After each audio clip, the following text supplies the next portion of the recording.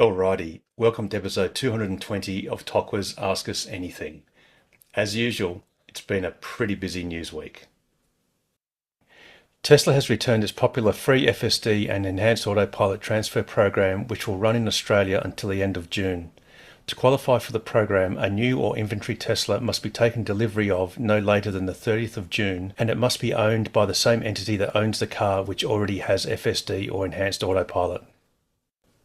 Telstra has launched an Australian-first remote area text-based service add-on to its monthly mobile plan customers.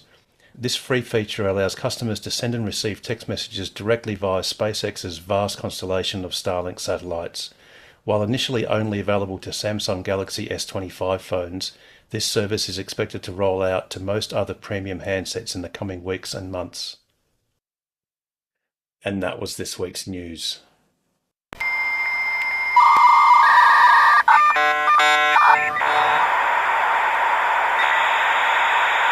Indeed it was, and once again welcome to the program.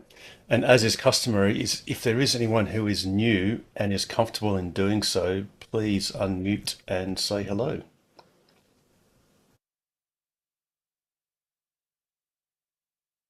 Or perhaps a little bit later on. All right, who would like to open with a question or a comment? Well, I think we should start with the news.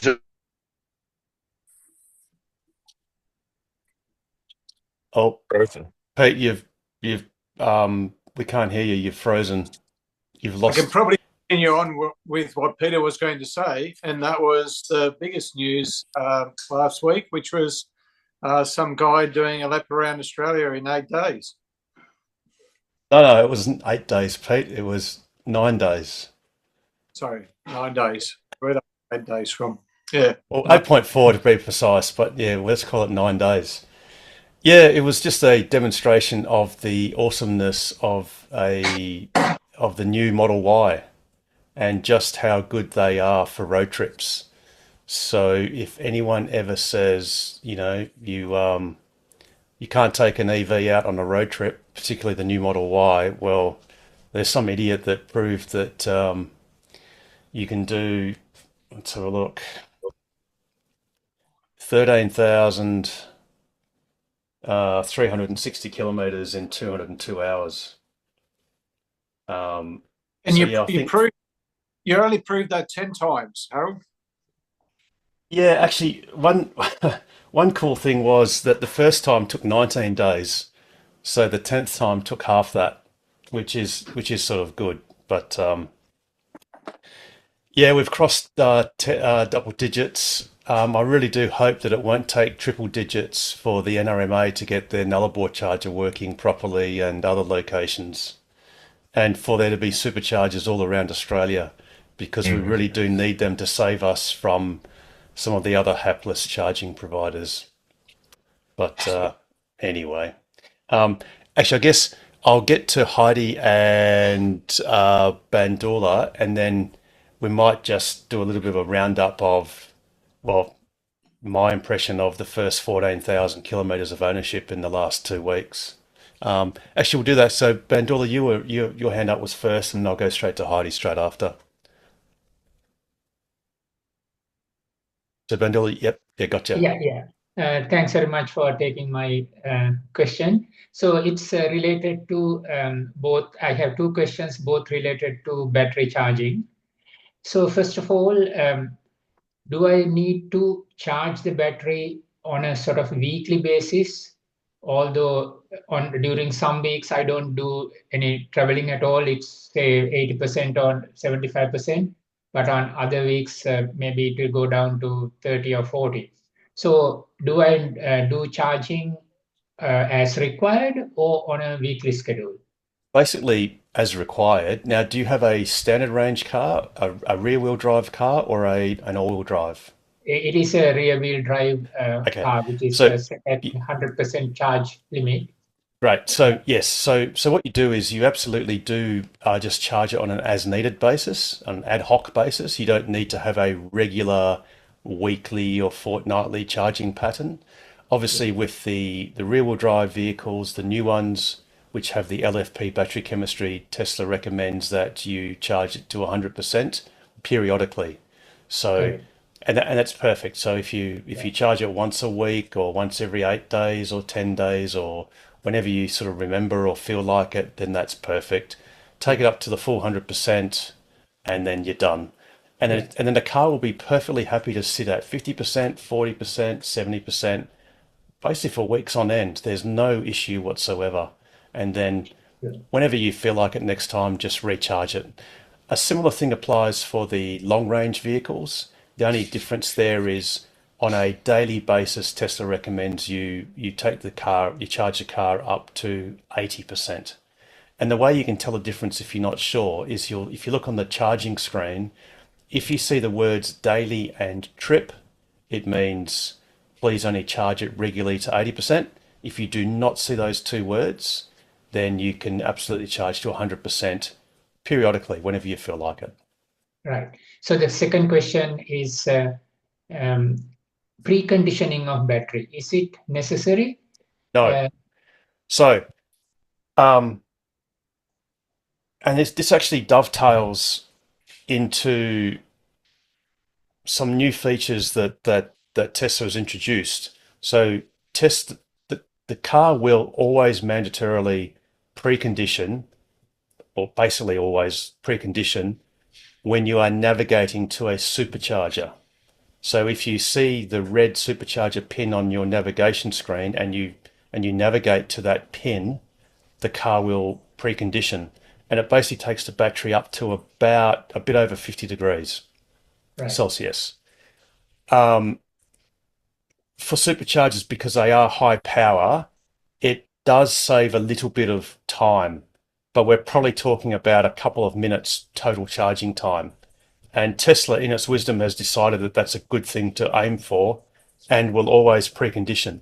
Now, if it's winter, which, well, it is now, but when it truly gets cold, it does make a big difference if your battery is truly cold, like less than, say, 25 degrees. Right. And then you'll get significantly slower charging speed. Now, a feature that Tesla's introduced recently is if you navigate to, for example, to the WAEV network fast DC chargers, and you navigate to that pin as opposed to a location nearby, it will also precondition for those chargers. And they're mainly the Kempower. They're classed as 150 kilowatt chargers, but in a Tesla, you only get a maximum of about 114 kilowatts. Now, in my experience, if you are road tripping or on a journey, you do not need to precondition. I've never ever had my car report that its charging rate is reduced because the battery is not warm enough. The only exception to that is, say if you live somewhere, say in Subiaco or somewhere near Kings Park, where there is the Kempower unit at the children's playground. Sorry, near Zamia Cafe. If your car was fully cold and you went straight to the Kempower, there's a chance that it might not charge at its full rate initially. So then it's useful. So the trick I use, and I did this on my road trip just a few days ago, is I'll use, and frustratingly, you have to put in ChargeFox and then the location, because for reasons best known to themselves, ChargeFox has managed to wrangle Google and the mapping companies to insert their name as if they owned the charger location, but that's another story. Yeah. What I do is I'll navigate to the actual charger itself and then zoom in on the map and then place a pin nearby. You've got to be careful. You can't place it on the same street address. So if the same street number appears, pick another one. Otherwise, the car will presume it needs to precondition. So I militantly am an anti-preconditioner when it comes to the slower DC chargers. And sometimes on the superchargers, to be honest, I'll also ditch it and just, if I go to Karrinyup, I'll just select a place next door to it so it doesn't precondition. Right.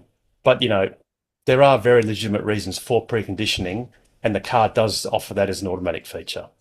Yeah. Okay. So at home, if you are charging, which I do most of the time, there's no need to precondition at all. It doesn't, no. And in fact, there is zero preconditioning that occurs on any AC outlets. Right. And if it's one good thing Tesla's done is if you come across a less than 50 kilowatt charger, so there are some 22 kilowatt and 25 kilowatt chargers, the car also does not precondition, which is a great feature because you literally are just wasting energy trying to heat the battery up.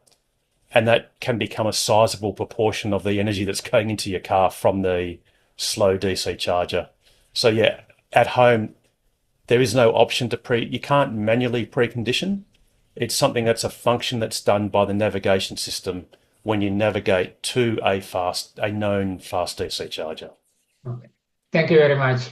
Yeah, No Bandula, worries. just my 2 cents worth in regard to your first question. So Harold's absolutely right. From a technical point of view, if you charge it the way Harold explained, you'll get the maximum longevity out of your battery.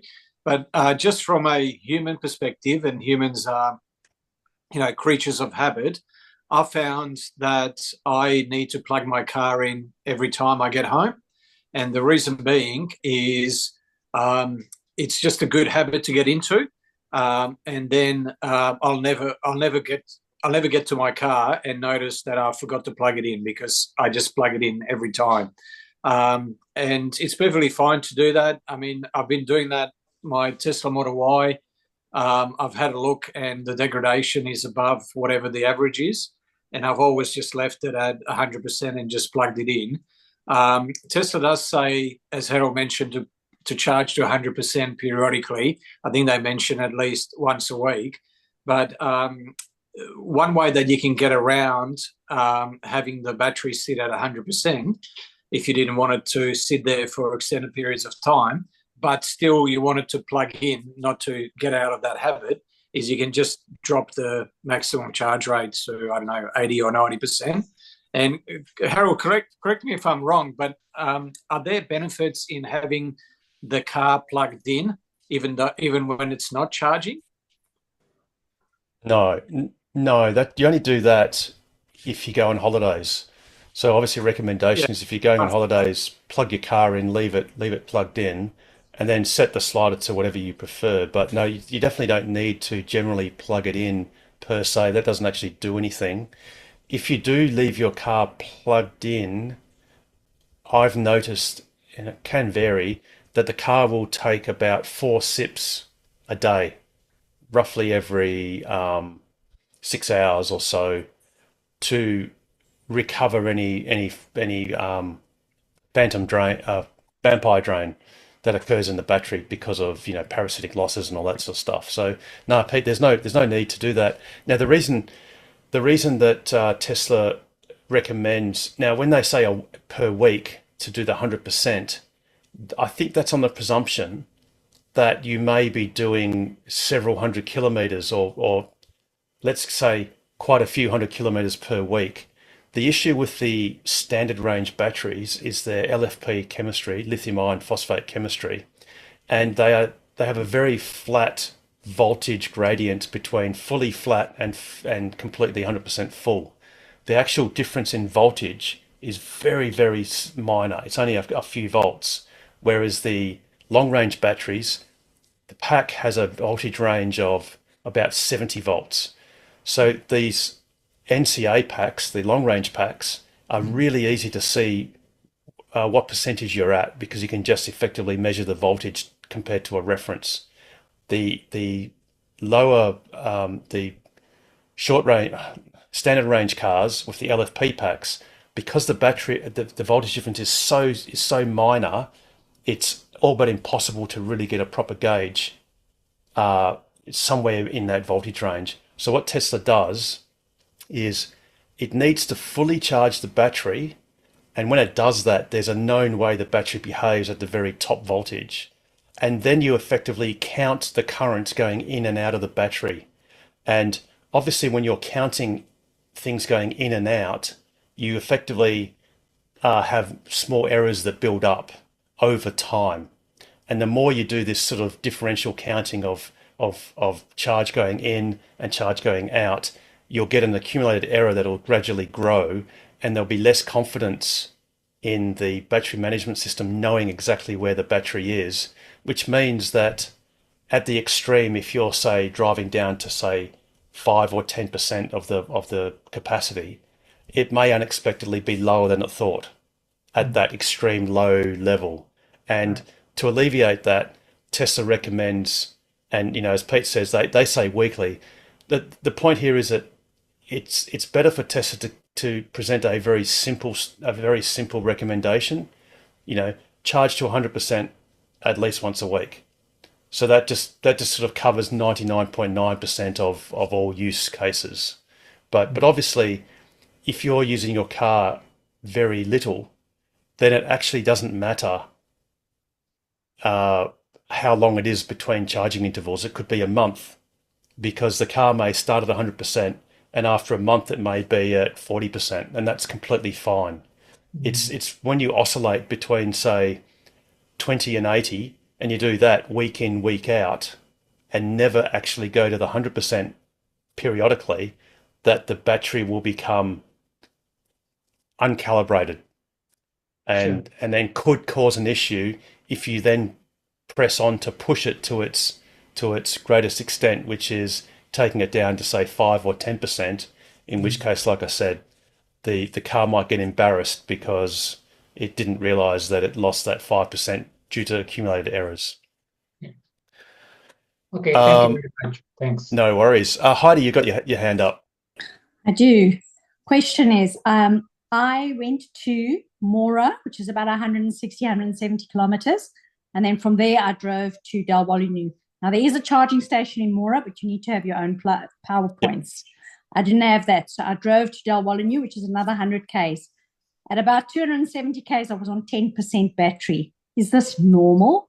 I thought I had a 400 kilometer range on a car.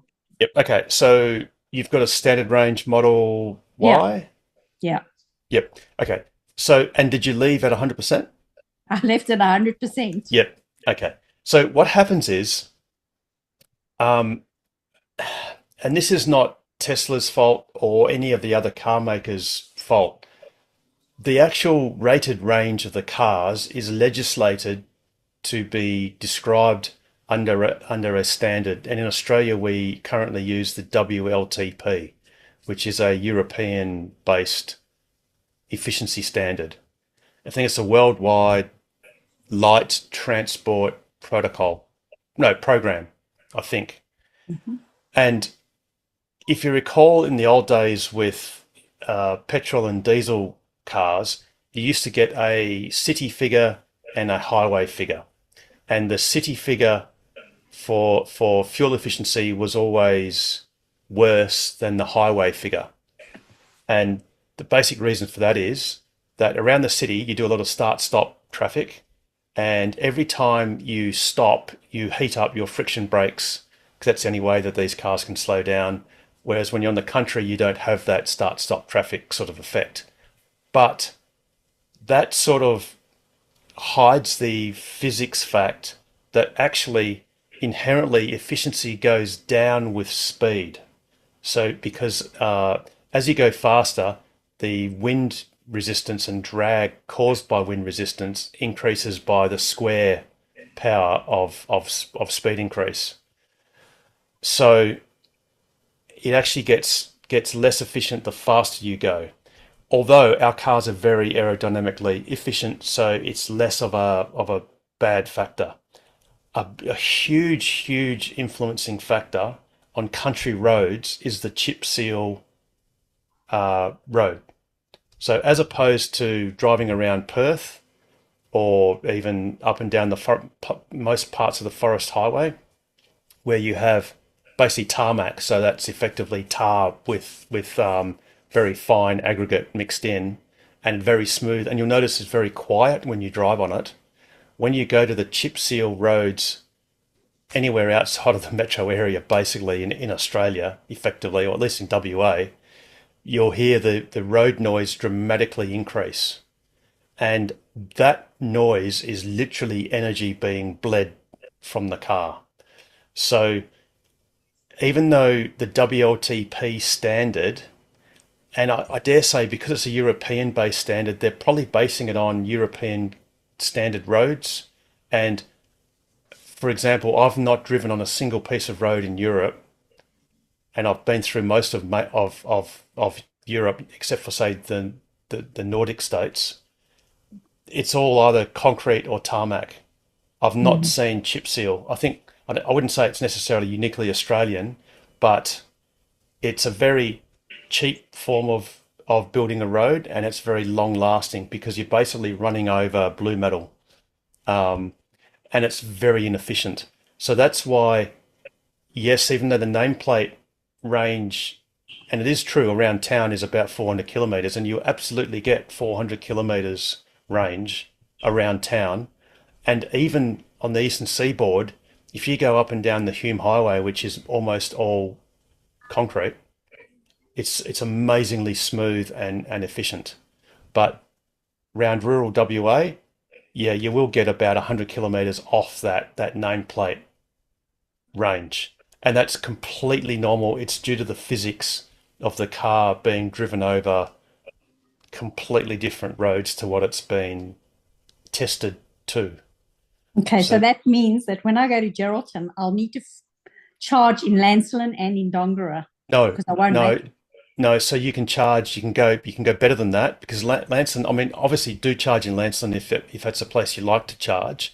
But you'll notice there's a bit of a dog leg.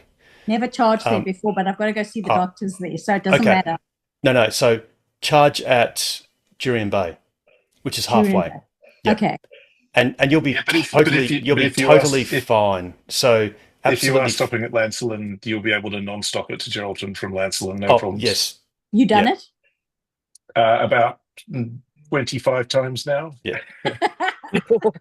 One of them in the hammering, pissing rain 2 days ago still made it with 11% left.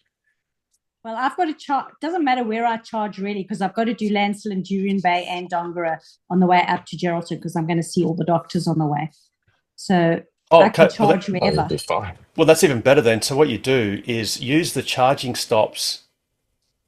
Charge while you're doing something else. That's what I want to do. So that's the magic. Is if you can combine charging with doing something else that's useful, then the actual charging time doesn't even count because it's in parallel with some other task. But basically, yes, absolutely, do the milk run, but you're also more than easily able to reach Geraldton either doing the halfway mark, which is the WAV network charger in Jurien Bay, or at Lancelin. And like Ken said, you can do one or the other, and you'll make it both ways. You can depart Geraldton and just slam it all the way to non-stop to Lancelin if you wish. Okay, and they've all got connections. I don't need to take plugs with or now, cables. the only thing that you can take is a Type 2. Sorry, Pete. The only thing one thing that might be useful to take with you or to purchase in any case is a Type 2 to Type 2 cable. I've got it. Perfect. Well, then in which case, that's a great backup for the WAV network chargers because all of those locations have a Type 2 outlet. Which usually works, and that can act as a backup to the DC charger. One exception is at Geraldton, whereby there are two DC chargers side by side, so one of them becomes the backup for the other, so there isn't a Type 2 cable that's required. But that's the most useful thing you should take. There aren't any Type 2 outlets at a Tesla supercharger, but that's because Tesla superchargers are notoriously reliable, which is something that unfortunately a lot of the other charging providers don't have that feature. All right, so I should be fine going. That's all. I was just concerned about that. Yep, perfect. Heidi, I'm just keep in the back of your mind that there's a lot of variables that go into determining what the range of your car will be. So the main one, as Harold's touched on, is just how rough or coarse the road is. And obviously you have no opportunity for regen when you're outside driving on a straight highway, whereas in the city you can put you can regain anywhere from 15 to about 30% of your range just through regenerative braking. But some of the other variables are things like the weather. So whether you have a strong wind in your face, or if it's in coming from the other direction, or if if it's raining and you've got to displace water, so that can use up a lot of energy. Some people have, when rather than turning the air conditioning on, they've been lowering their windows. That actually serves the opposite. Yeah, I would imagine. Yeah, so it's much more efficient to turn your air conditioning on than to lower your windows, because you'll lose a lot of energy through inefficient aerodynamics. But just to give you an idea of how much those factors can weigh on your range, when Harold did his second lap and I did my first, I was averaging 150 kilowatt hours that's for about 13,000 kilometres, right up until I got within a few hundred kilometres of Perth. And then I was caught in really heavy headwind as well as some heavy rain. And my efficiency went from 154 watt hours average to, in one spot, over 320 watt hours. So basically my range halved because of that extra energy wasted due to the water and the wind. Now, your car is really good. There's two types. There's two range estimates that it will give you. So there's one up the top next to the battery. So it'll have the percentage. If you press next to the battery on the digits, it will toggle between percentage and kilometres. Now, that kilometre rating is fairly inaccurate, but when you put in a navigation into your navigation menu, the range estimate there is very accurate, because that takes about 20 or 30 variables into account, things like elevation, weather, wind speed, whether you're charging your phone even, how you're driving, whether you're conservative or aggressive, etc. So it takes a lot of things into account. One thing it cannot take into account is it can't predict the unpredictable. So if the weather was to change versus the weather forecast, then, let's say you were going to arrive at your destination with 30%, that can drop to 15% or even 10% fairly quickly. So if you do ever get caught in that sort of a situation, the best friend is how you drive and how fast you drive. So the more conservative that you are with the accelerator and the brake or the regen, the more range you'll get, just like with a petrol car. But also, it's amazing how much extra range you can get just by slowing down. So let's say you're going 110 kilometres an hour. If you slow down to about 10 kilometres, and this is a good rule of thumb that Harold discovered, you'll gain about 14% of your remaining range. And I've tested it on my lap as well. It is quite accurate. And then if you drop another 10 kilometres down to 90 kilometres an hour, you'll gain about 33% of your remaining range. So rather than getting to your destination with 100 kilometres, you can get there with 133. And so that's just the speed. But while you're driving, you'll notice in the top right-hand corner, there's like a worm that goes up and down. When it goes up, it's grey. When it goes down, it's green. So when it goes down and it's green, it means you're putting power back into the battery. And when it's grey and going up, it means you're using power. So the closer you can stay to within that midpoint, so the softer you can be on the accelerator and the less regen you can use. So rather than just taking your foot off the accelerator completely, just start to feather the accelerator a little bit more earlier. And it's amazing how much more range you'll get as a result. So those are two things that you can always keep up your sleeve if you ever get into any strife. Good, that's good to know, because I was panicking when I saw I was at 10% and I wasn't near Dalwallinu, and I was thinking, oh my God, what am I going to do if I get stuck out here? Yeah, so the answer is, what am I going to do? I'm going to slow down and I'm going to be gentle on the accelerator and I'll get a lot more. You can, by doing those two things combined, you can get 40-50% extra range. It's incredible. Thanks. I will do that in future. That was the leg that around Harold's last trip, his 10th trip, he did, was it just under 520 kilometres that you got out of? long range? Now, one thing, notwithstanding everything you said, Pete, I'm going to furiously disagree with one of the things you said, and that That's fine. was Please correct. with the leg. I had to in the old days, going between Three Ways and Camberwell was like Mount Everest. It was a 450 kilometre leg, and if you did it from Tennant Creek, it was a 470 kilometre leg. I knew I had to do Kununurra to Katherine, and that was going to be 517 kilometres. But before then, there's a leg between Lagrange, which is the Bidjidanga turnoff, and Fitzroy Crossing, if you avoid going into Broome, and that was about 500 kilometres. Now, Pete described the two different energy meters or range estimates, and one is in your navigation system, and this is what my one said at the start of that 500. Well, it thought it was 498 kilometres, and it said, "Awesome, you are going to make it with minus 51.8%. So don't even bother trying." Now, obviously, I did make it because failure is never an option, but there is a limit to how accurate this system is. It basically it is actually fairly accurate as long as the driving conditions are consistent. Yep. So it sort of looks at a bit of an average of the previous behavior.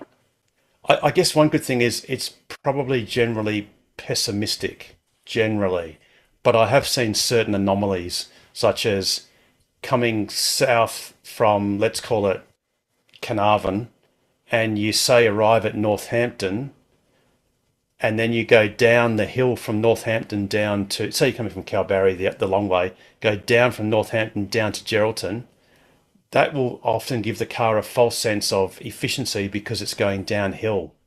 And I've had some outrageous predictions when my battery had 100 kilometres left in it, and it said, "Oh yeah, you're going to make it to Lancelin from Geraldton with like 100 kilometres left." And it's like, this doesn't make sense. But if you're on a sort of consistent, just a similar journey the whole time, yes, that range estimator will work. And more importantly, it will adjust as the car is undertaking the journey. So obviously, in my case, that system adjusted down and eventually conceded I'd probably turn up with not much left. So it sort of improved. On the other hand, it could worsen. So if you had done your navigation to Dalwallinu, it probably would have predicted you're going to make it anyway. Well, in fact, it would have predicted you're going to make it, but with many fewer kilometres than you expected. So it would definitely have worked for you. Thanks for that. Yeah, I didn't know about that, but so now I do. So that's good. I must admit, it can be a little bit initially seem disappointing that your car isn't getting the range that you think it is, but that's because these cars very accurately respond to conditions. And the truth of the matter is, petrol cars and diesel cars do exactly the same things. It's just that the cars are never capable of measuring efficiency to that sort of degree of accuracy. So most people will just go, "Oh, that's strange. I filled my car up the old petrol cars a few days this week before I expected." And that's because you were punching into a headwind, you were going up and down hills or going through bad weather. And in fact, a great indicator of that is you look at caravanners, and especially when they're crossing the Nullarbor into a headwind, they are doing 70, 80 kilometres per hour because they know that it'll cost them a lot of money if they try and do the speed limit. So, but yeah, look, once you get used to the car, the great thing is, as Pete said, if you ever feel nervous about anything, just take 10 kilometres an hour off, you'll get 14% more range. 10% off, you'll get 14% more range. Take another 10% off, and you'll get another 14% compounded. So you will get remarkably good efficiency if you slow down a bit. But then please don't feel that you have to slow down on normal trips. You can just do the speed limit, provided there's a fast DC charger every couple of 100 Ks, you're totally set. You don't have to worry about it. Well, I now know that the Dalwallinu trip is makeable. So I won't Yes. have that panic attack again. No. Yep. But Yeah. I was on a high when I managed to charge it, so there was a positive. Yes. Heidi, if you're extra nervous about potentially running out, so definitely have that Type 2 cable with you. One of the rules of EV driving and one of the ABCs is always bring cables. But the other cable that you can take with you is the UMC, the Universal Mobile Connector, which it's the one that comes in the black square box with the zipper around it. It will have two tails, a 10 amp and a 15 amp. The 10 amp is the one that most houses use. It's just a regular standard household outlet. And worst case situation, let's say something you've got, something's gone really, really, really wrong. It'd be the equivalent of being stuck on the side of the road with an internal combustion engine car and having to hail someone and try and get a tin can and put petrol in it from the closest petrol station. So the equivalent to that in an EV is to always have that UMC in the car. And if there is any farm or any sort of housing or any sort of property that has electricity or any petrol station, every petrol station will have to have electricity, even the ones that are off the grid, because they need electricity to power the pumps to get the petrol from out of the tanks that are underground. So every place will have electricity, and you can just beg them or ask them to see if you can plug in. Even in every place will have at least a household power outlet. Some of them will have the three-phase ones, which are a lot faster. But it's the slowest possible way of trickle charging your car. It's only, the 10 amp is only about 2.4 kilowatts an hour. So that's equivalent to, 10 kilometres, 7, 8 kilometres, something like that an hour. But worst case, you can just sit there for a few hours and regain some of your range. But you won't need to, because you've got your range and you've got your intervals, so you really won't need it. But if you do, it will not come with your car, so you need to get it from the Tesla website. You can order it through the app on your phone, and it's basically $550 delivered to your door, and Tesla just calls it a mobile connector. So $550. And as Pete said, it comes with a 10 and 15 amp tail. And so consider that your plan C. So, plan A goes wrong, plan B is your Type 2, and that doesn't work. That's your plan C. There's a Type 2, the blue one on the far right, the Menikis cable. That's a Type 2 that Harold was talking about. Yeah. Okay, cool. Thanks.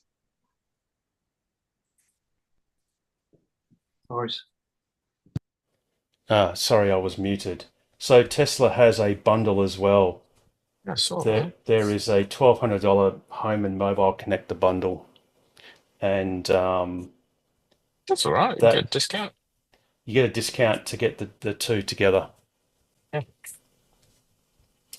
which is a bonus. Sorry, I just said it. I wasn't on the screen. Sorry, there it is there. Alrighty. Any other questions or comments? Harold, I put 2 photos in the chat. That's my parking bay in my garage.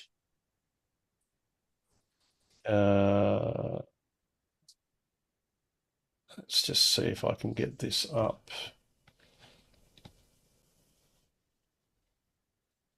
Oh, you've marked it, Norm. Yes. Which is what Tesla recommended. Okay, yes. So you've got some tape. And no, it's actually painted. Oh, painted. Oh, very good. So painted with road paint, and the road paint has to have glass powder sprinkled on top while it's wet. Yep. That's what actually makes road paint reflective. I think the guy who did the painting didn't put enough of that glass on there. So occasionally it doesn't work, but 9 times out of 10 it works fine. And I was wondering about the back line, how far I should put it. But in the end, I guess the camera actually picks up whatever's at the back there. Yep. And it stops anyway. But you need 3 lines for it to pick it up as a parking bay. And it actually, when it shows it on the screen, it shows it as a box enclosed. Oh, very good. So then when you're reversing, you can just tap on that box and it will just reverse automatically into it. Yes. I might have to try that.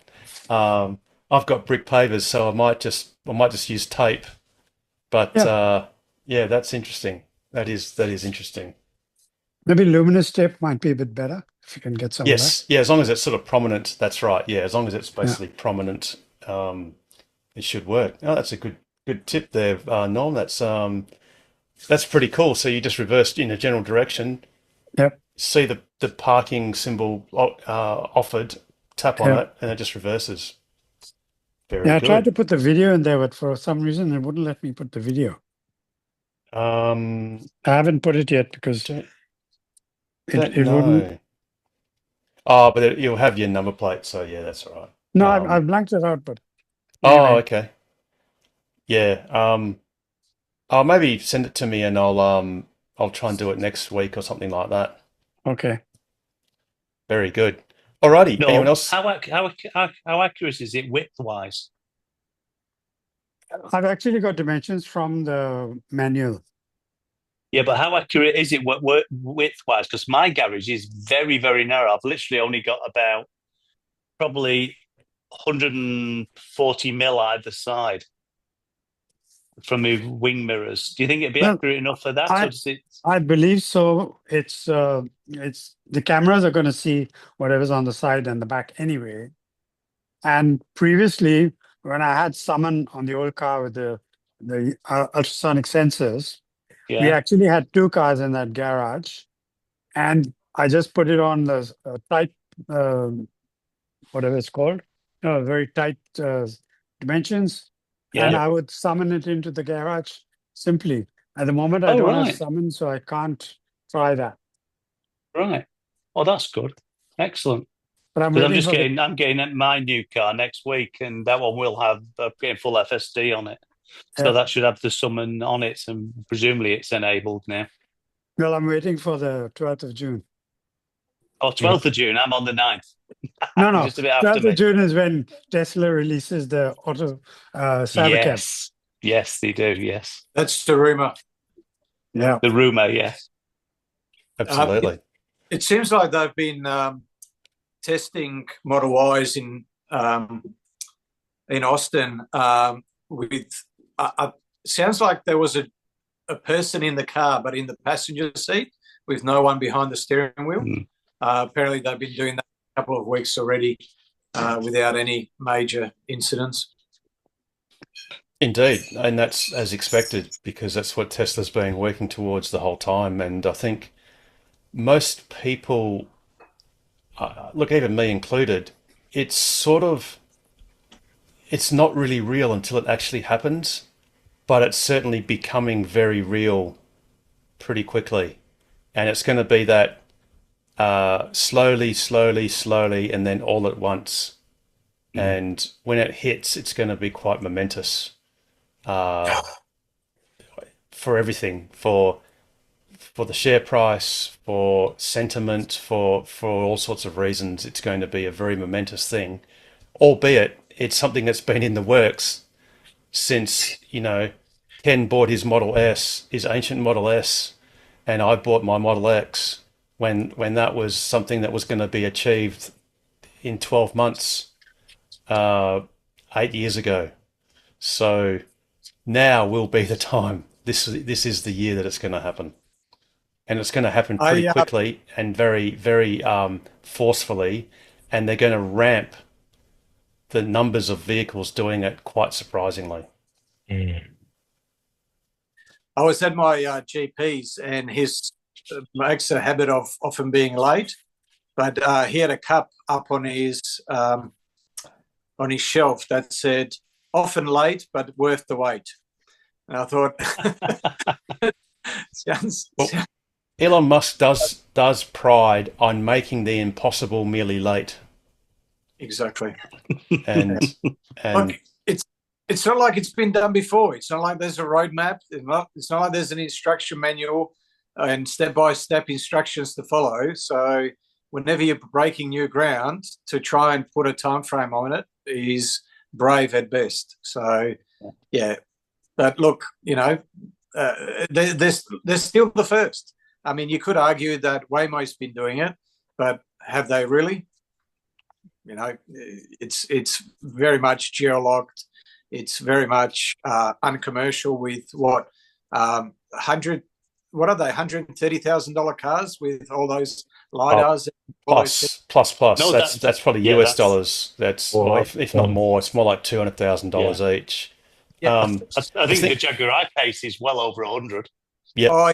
But they've got some. They no longer use the I-Paces. What do they? No, they are, Pete. No, they've got stock of thousands of them that are no longer being built, but they've got stock of them that they're going to slowly retrofit with that disastrous cacophony of 29 cameras. I forget how many dozens of LiDAR, or at least more than a dozen LiDAR instruments and other things. So yeah, it's. I mean, don't forget the Model T. Done though. Yeah. Yes. I said there's one thing they did though. They proved how it works. Because we went over to San Francisco in March, and my wife said she would never drive in a fully autonomous vehicle. And she saw people, little old ladies, all sorts of people getting in and out of these cars, and went, all right, then. I said, do you fancy going in it? I says, all right. So I downloaded the app, I went in, jumped in, and now she's converted. She thinks, yes, I wouldn't have a problem. And that's what's going to happen. People keep saying, oh, there's no way I'm going in one. Once they see other people doing it, once it's happening, they'll go, all right, I'll have a bash. I was like Ubers. No one said they'd use an Uber at first. Now everybody uses it. And that's going to be even more because you'll feel a lot safer putting your kids and your wife or your daughter or whatever into a car with no driver in it than some driver you don't know. Exactly. It's no different to, I'm old enough to still remember the lifts, the elevators, where they had a person sitting on a stool with pulling. Yeah, precisely. And when we first went to Bunnings from that person, you were uneasy about it until the second or the third time you did it. And then, now you'd be uneasy if there was a person sitting there on a stool with levers. Yeah. So, you're older than I thought, Peter. I didn't think you remembered the 1920s. I was going to say I wasn't born then. I wasn't born in this country, so some countries are more advanced than others. That chronology a little bit as well. I can actually say I do remember them. And in fact, in Tokyo Tower, they still have the ladies in air hostess outfits who do the lifts. Yeah, indeed. In fact, sometimes all they do is they just push the button. It's the same button, but they just push it for you, so you don't have to. They push it for you. Alrighty. Any other questions or comments?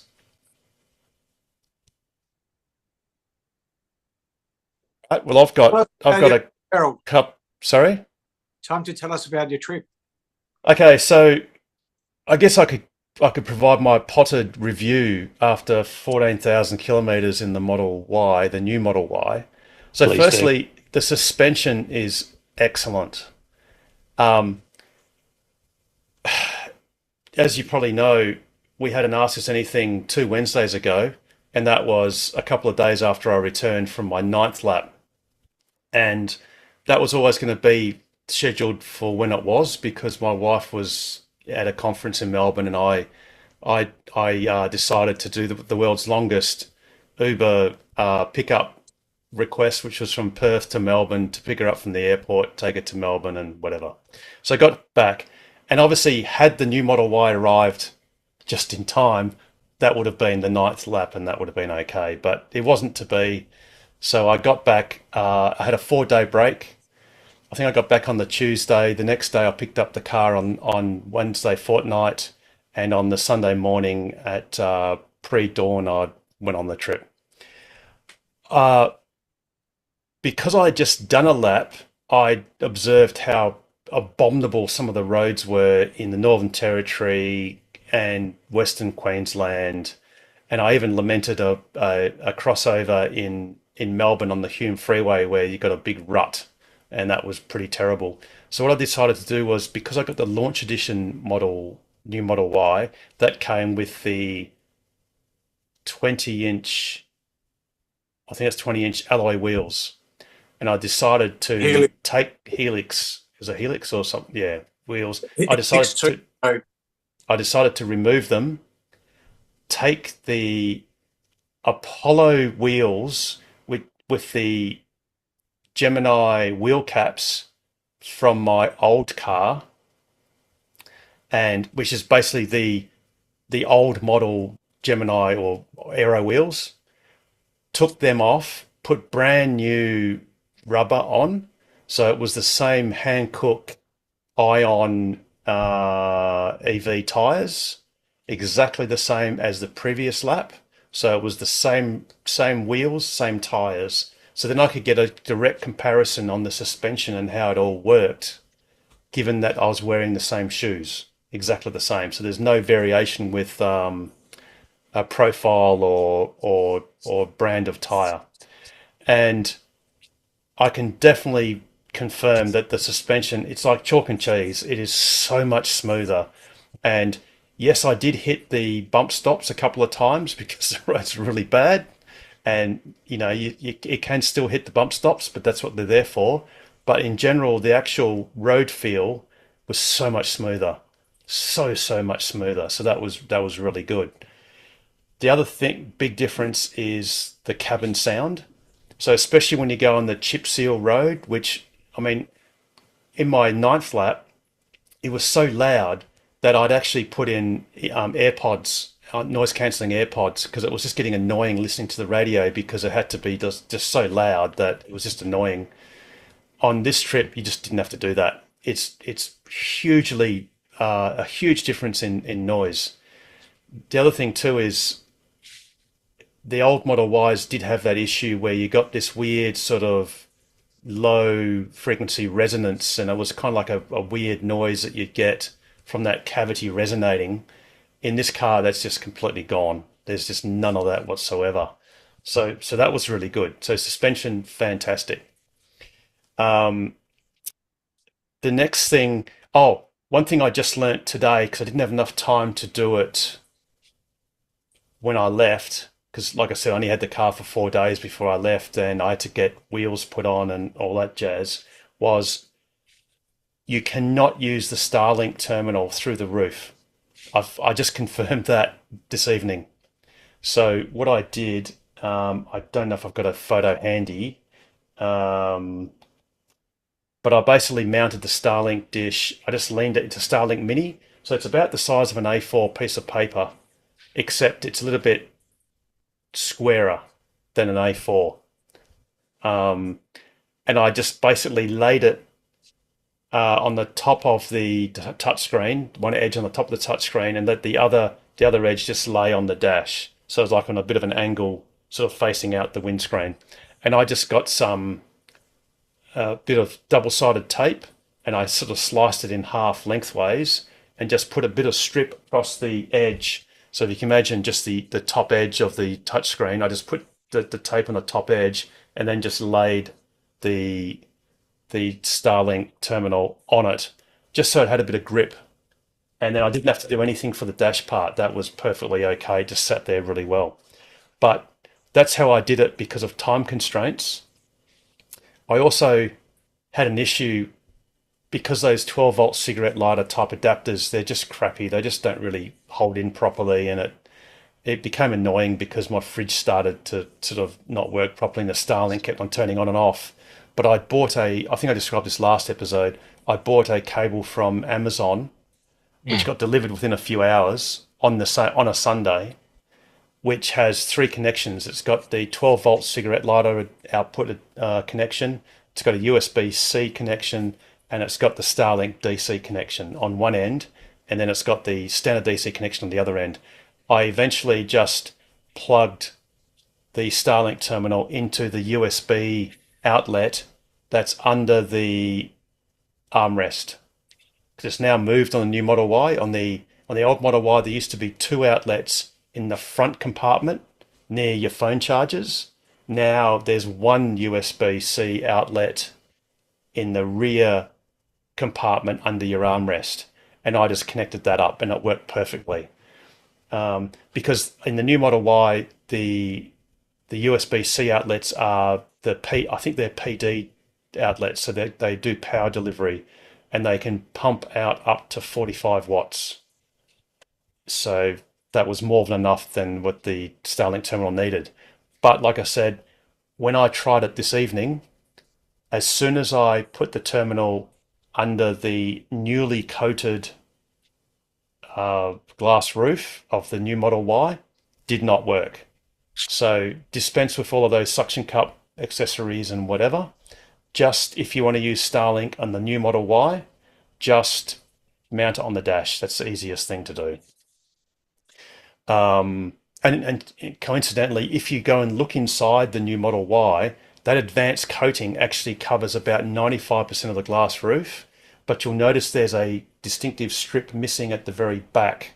And I think that's got to do with, that's probably where Tesla mounts various antennas for digital radio and possibly your mobile phone and other things, your digital communications. So there is a distinctive lack of that advanced coating at the very back of the glass roof. All right, so another great thing is the headlights are fantastic. So even in low beam, the actual beam is noticeably wider, so you can actually see kangaroos and cattle even on low beam very, very well to the left and the right. In fact, I haven't had time to process it yet, but I've got a video where it was a classic nightmare scenario. You've got a truck coming your way, you're on low beams, it's nighttime, and there's a bloody cow intent on killing itself by running into the side of your car. And I managed to see that cow quite well and, sort of avoided it. In my trip, so full disclosure, my automatic high beams weren't working properly. What I worked out was there's either a software issue or there's a headlight misalignment issue. But I was not going to touch the headlight alignment because I know you can fiddle with it, but I wanted to leave it, take it back to Tesla and get them to sort out what's going on. What it basically did was, if I was following a truck, rather than painting the black sort of lack of light, covering that entire truck, it was offset one width to the right. So it was painting the back of the truck with full high beam light, and it was projecting a region of blackness just to the right of it. So it was misaligned. Now, one thing I don't like is, because there is no stalk that has any controls for high beam, which is what the old Model Y had. So the old Model Y, the left-hand stalk was for the indicator, up-down was indicator. If you pulled the stalk towards you, that would effectively force a high beam on. And if you pushed the stalk away from you, that was the equivalent of enabling auto high beams or high beam.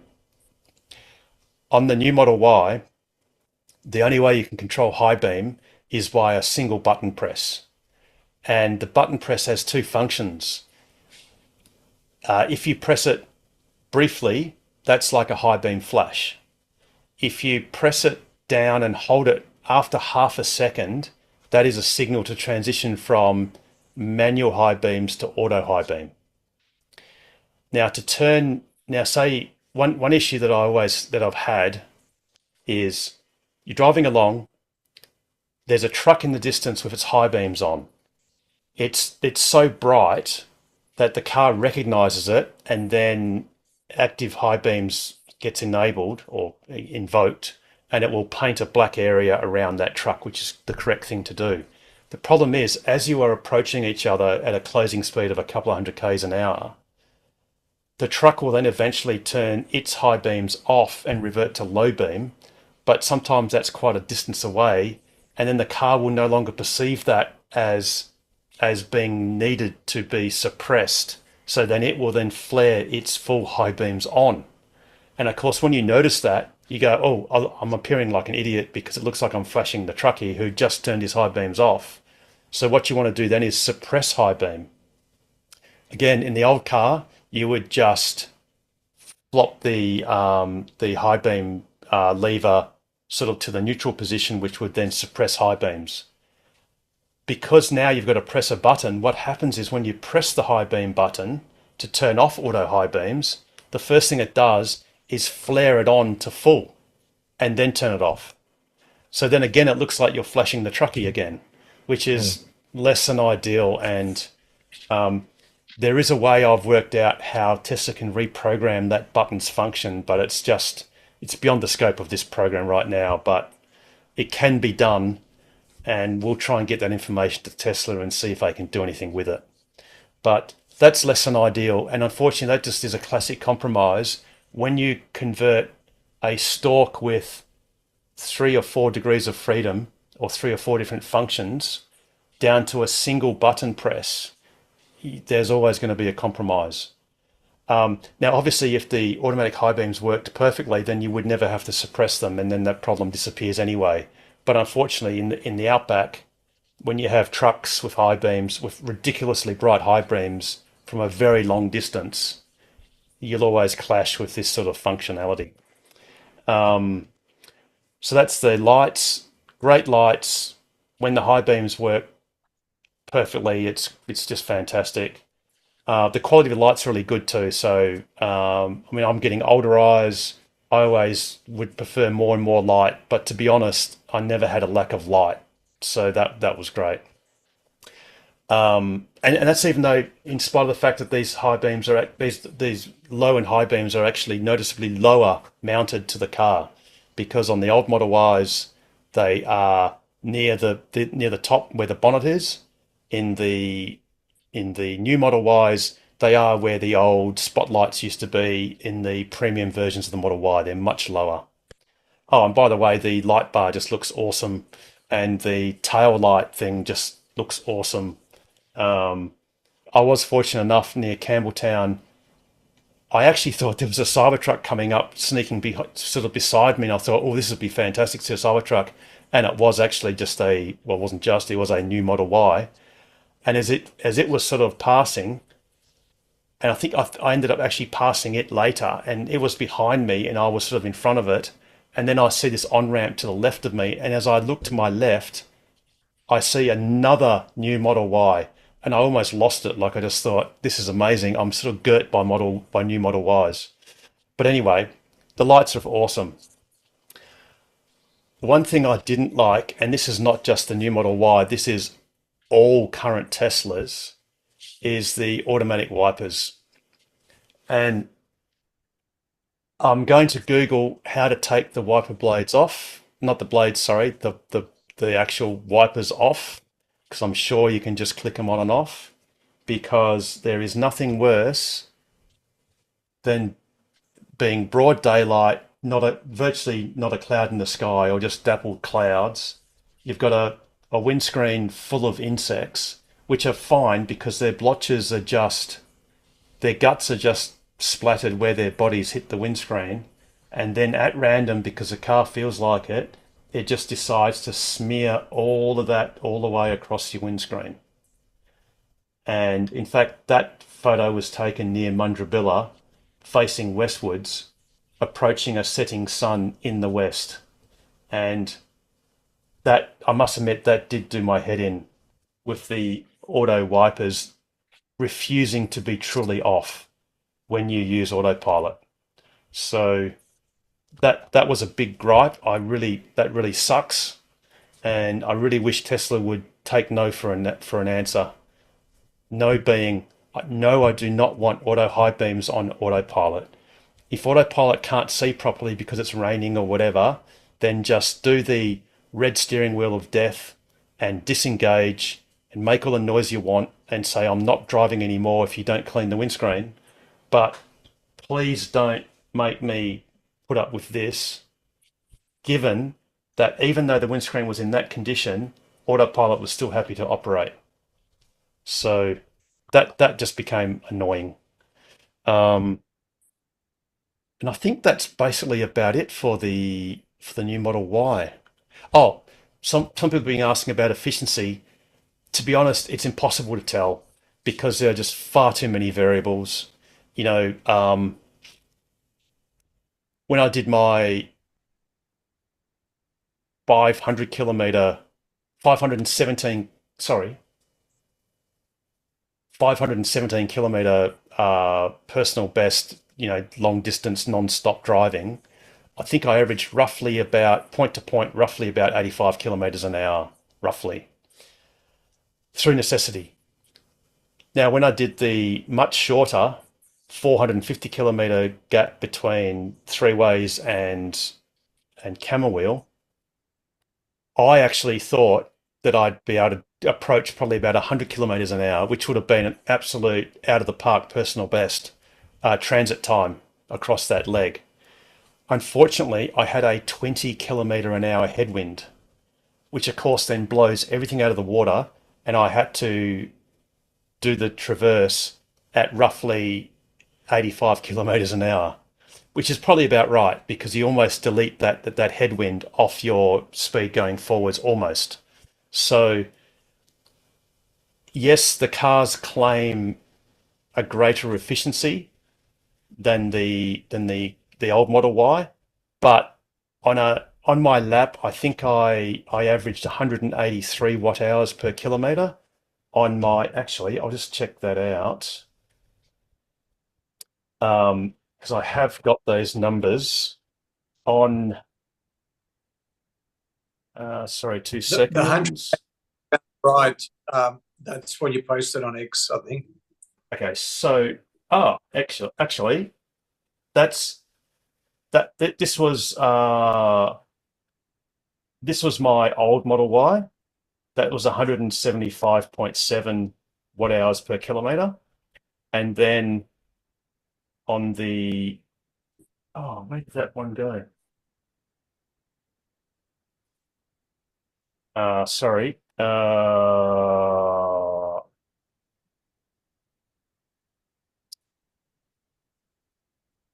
There it is. It was 181 and a half.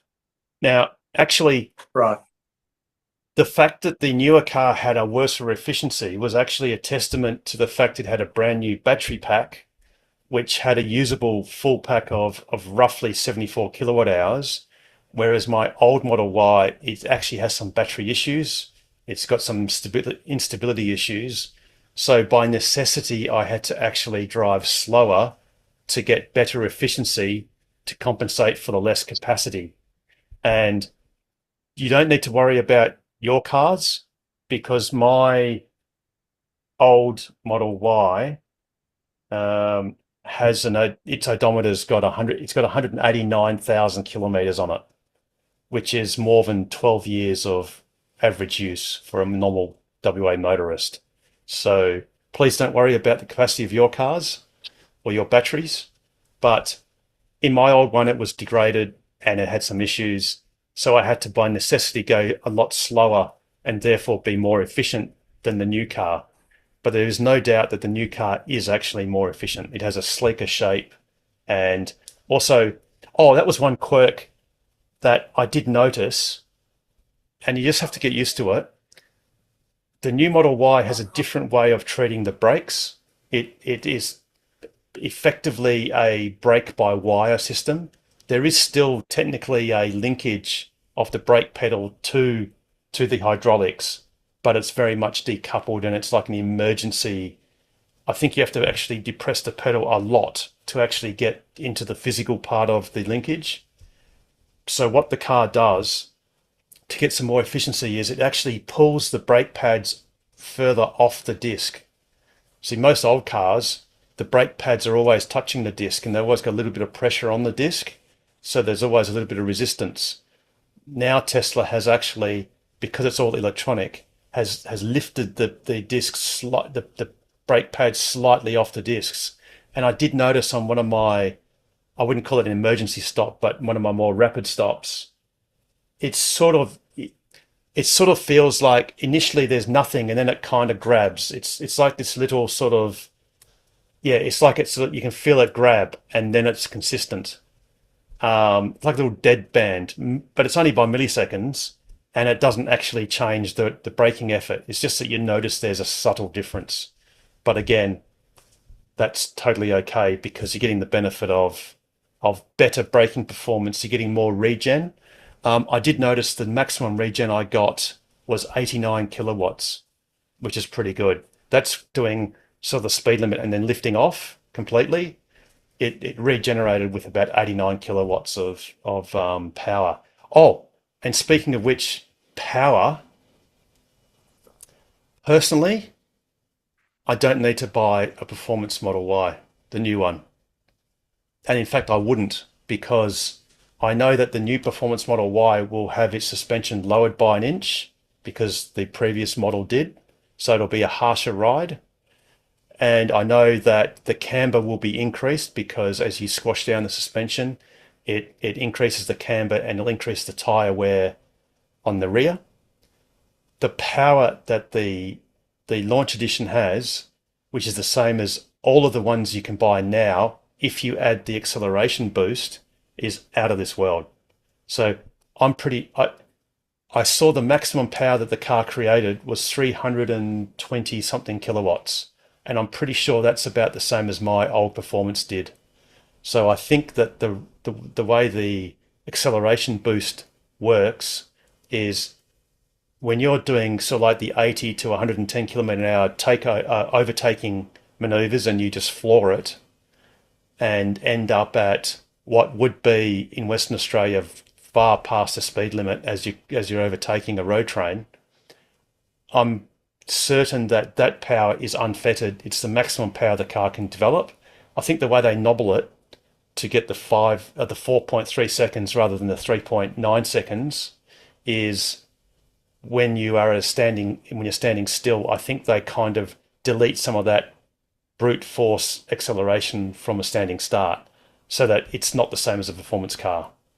So in my mind, there's zero reason to buy a performance Model Y, new Model Y, unless you're someone like Damo and you want to take it to the Kwinana track, to the drags, and then obviously, spend the money. But otherwise, it's a rocket. It really is. And that's my review. So I can add to that. So obviously Harold's got the long range with the speed boost. I've got the rear-wheel drive version of the Juniper, the new Model Y, and that is actually 0.2 of a second faster than the Highland Model 3. So it's, more than quick enough. The old Model Y was fast for regular cars, but as far as Teslas were concerned, it was a little bit too slow off the mark. But the current rear-wheel drive is fantastic. It's not too fast. It's not too slow. It's just great. Just a quick question, guys. How are you finding the regen in general just by lifting up? Because when I've tested a couple of them, I found it a lot less than my rear-wheel drive, Model 3. You don't get much braking. I thought it had more regen. I thought it felt like it was slightly stronger, the regen, if anything. So, Mark, what did you test? I tested both long range and the standard range, or rear-wheel drive. Do you recall what state of charge they were at? No, I don't. Okay, because and was it one of the first test drives for that day, or was it later in the afternoon or something? I can't remember, to be quite honest. Okay, no, that's cool. Really can't because remember. One big factor that will change it, especially on the NCA batteries, if it's on the long range, is how full it is. Is how full it is and how cold it is. So if it was, say, like earlier in the morning, like one of the first drives, and it was fairly full, then that will absolutely affect regen. The LFP ones less so, although of course when they're at 100%, everything's affected, and they will routinely get charged to 100% throughout the day because I'll just plug them in and they'll always be high. So you might have gotten a false sense of regen then. So basically, both you and Peter found them to actually the regen to be just the same as the old ones. Oh yes, yeah. Yep. Yeah, just normal regen, just lifting up. That's right. That's all I needed to know. And what Tesla's it wasn't described, an issue, but I just found it wasn't as strong as mine is at all. Yeah, but it was probably cold. That's the thing. That's what it and a probably high was state then. of charge. Yeah. Yeah, that's quite possible. There's also a toggle switch, and you can toggle between standard or I forget what the other option Mild or something, perhaps. Yeah. I think low. What was it? Mild or low? Mild Something- or low? Yeah. Whatever. Oh, it doesn't matter. I think reduced. Yeah. Okay. Reduced. Yeah. Is that on the new one? Yeah, Yeah. one of those Different. two. But yeah, so you may have not noticed the person that test drove it before you might have had it on the milder rather than the standard. Yeah. And how are you finding the pressing to get into autopilot with the new ones? Because my old one used to do a single click to drop into speed restricted, double click to go into both. Yep. Okay, so sorry, that was one thing I forgot. Diabolical, ridiculous, wrong. Thankfully, I don't think it's going to persist for too much longer. Before I actually went on the lap, I sent an email on behalf of the club, which is one of our functions. That's one of the things we do, to Tesla Australia to say this is an issue because in the new Model Y, in the old Model Y, there's an option. In the Model 3 Highland, which does not have a stalk for autopilot, unlike the old Model Y, you've got the right-hand scroll wheel button, which is when you push the scroll wheel inwards. You have an option to set under the autopilot menu to have a single press or a double press. If it's a single press, then you have the option of either doing a single press for traffic aware cruise control or autopilot. If you pick that option, you cannot have both. You can either have autopilot or TAC. But there is also an option on the Highland that you can have a double scroll wheel press. If you select that option, a single press becomes traffic aware cruise control. A double press invokes autopilot. The good thing about that, the stalks. Yes, same as the stalks, and then mostly the same as the stalks, not quite, but I'll tell you that in a sec. So then, when you've got that functionality, if you do a double press and you get autopilot, and you then over wiggle the steering wheel deliberately to disengage autopilot, it will fall back down to TAC, traffic aware cruise control. So then at least it maintains speed and all that sort of stuff. Yeah. If you go into the single press option and you invoke autopilot, there's no way of invoking TAC ever. In fact, you can never use TAC because you can either only go into autopilot, and if you over torque the steering wheel, it will drop out of autopilot to nothing. Now, that is, and then the other slight nuance is, and Highland has this lack of feature, and the new Model Y has it at the moment, well, probably will persist, is when you had the stalk on an old Model Y, if you wanted to, often the car will show what it perceives to be the speed limit, but it will persist with whatever you set the previous setting for the cruise control. So say if you're in a 60 k an hour area, and you've set cruise control or autopilot, it will do 60 kilometers an hour. If the car goes through an 80 kilometer an hour speed limit sign, the display will show the 80 kilometer sign, but it will still have its speed set for 60. What you would then do is pull down the right-hand stalk past its set to its second detent, and that would then tell the car to unify the perceived speed with the set speed, or should I say, unify the set speed with the perceived speed or the observed speed limit. Yeah. So that way it would then start to speed up, and it would work in reverse. It would then slow down if it was the opposite case. In the Highland, you can't do that. The only way you can do that is by either disengaging and then re-engaging autopilot or TAC, or pressing on the coloured speed limit symbol. Now, the new Model Y, I'm pretty confident it's a software anomaly. There is no setting for a double press to invoke autopilot.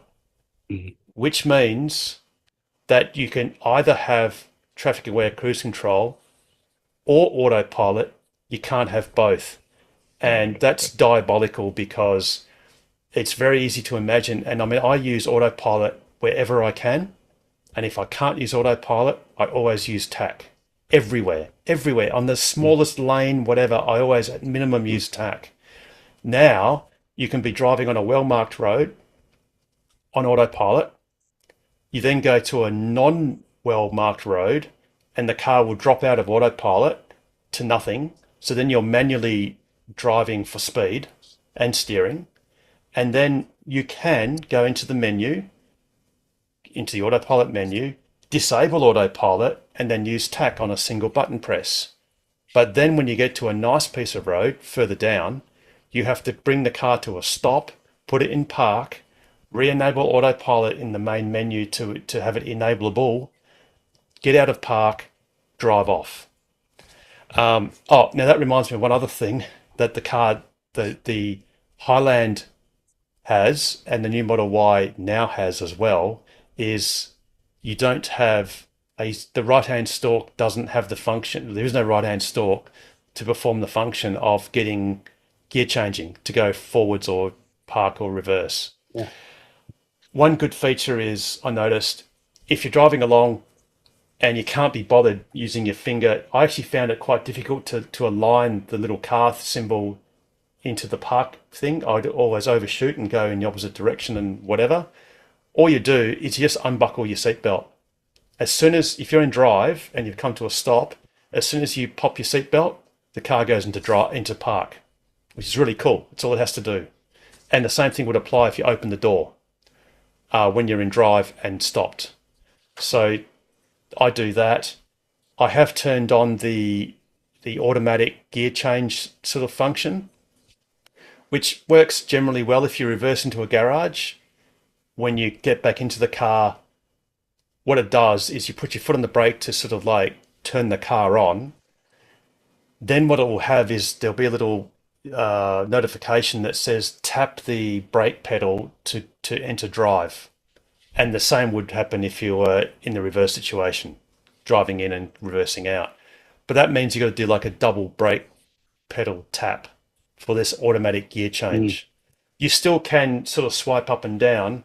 And I must admit, and Bjorn Nylander said this, it's a little bit, it's 50-50 of the logic of, do you swipe upwards to go forwards or backwards to go forwards? It depends on, like we're used to using browsers where you can scroll your scroll wheel in different, you can imagine whether it's you're running your fingers on paper or the opposite. It's a little bit confusing, but we'll all get used to it. I'm just smiling at the AI4 newbies in the room. You get completely used to it. Yeah, exactly. That's right, Ken. And your brain will go, I've decided that upwards is forwards after all, because it's like you're flicking upwards. And look, it works fine. And you can do a 3-point turn, and it will automatically do it. In other words, it'll automatically go into reverse and drive and whatever. The only thing I don't like about it is you've got to scrub your tyres without turning, without moving. And I just don't like doing that. I like my rubber because it's expensive and I don't want to scrub it. So I don't bother. I've tried it once or twice just to prove it works, but I will just use my finger and just do the gear changey thing.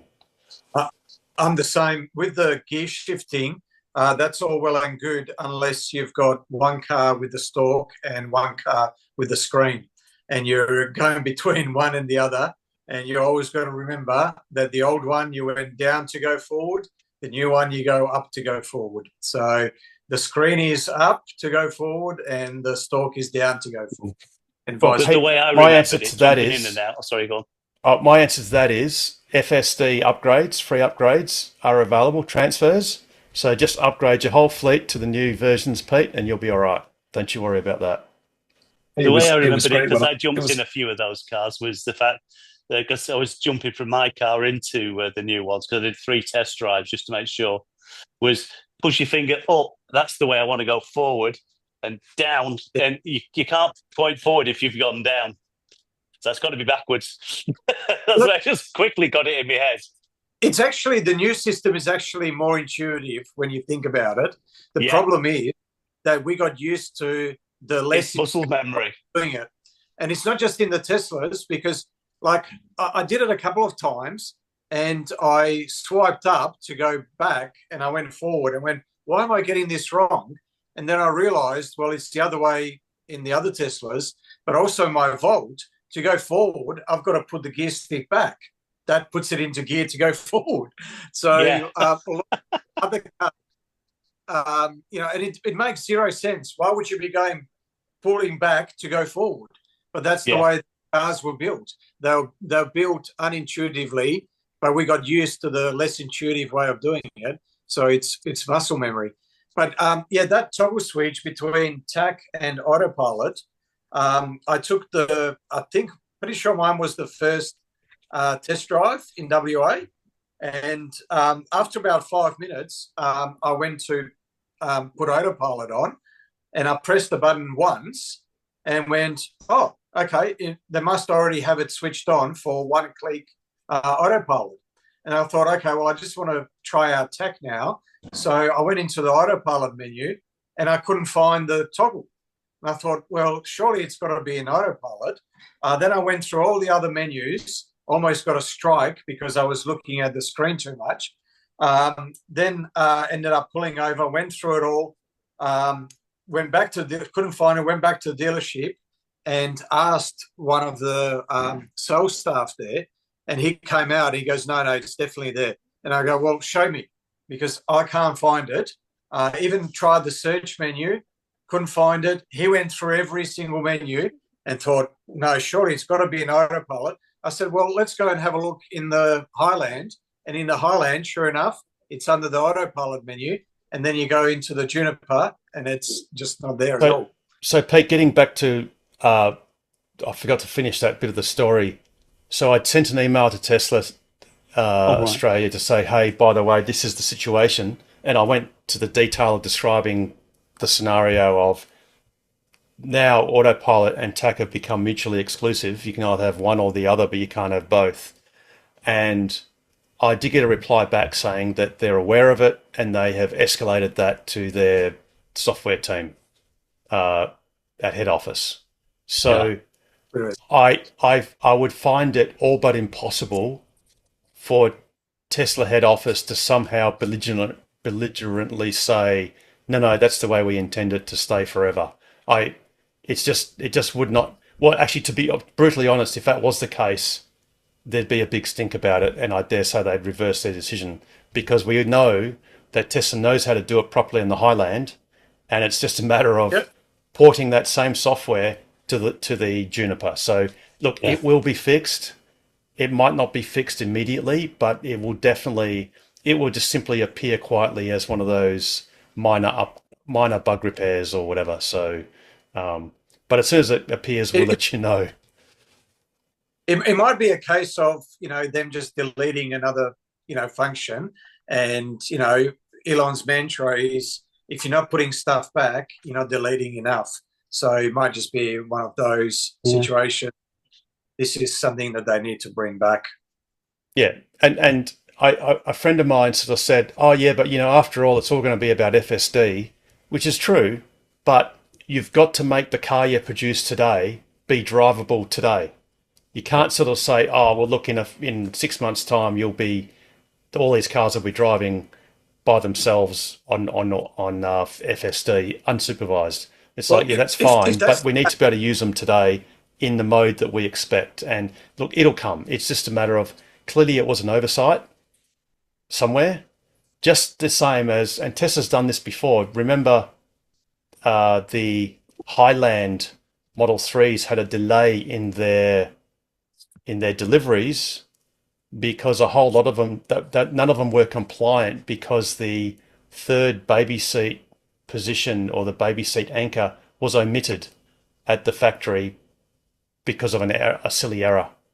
And that cost Tesla dearly, because they had to ship sea containers of parcel shelves, and they had to bin all of the ones that were shipped rather than cutting a hole in there, because the actual screw thread was there in their parcel shelf.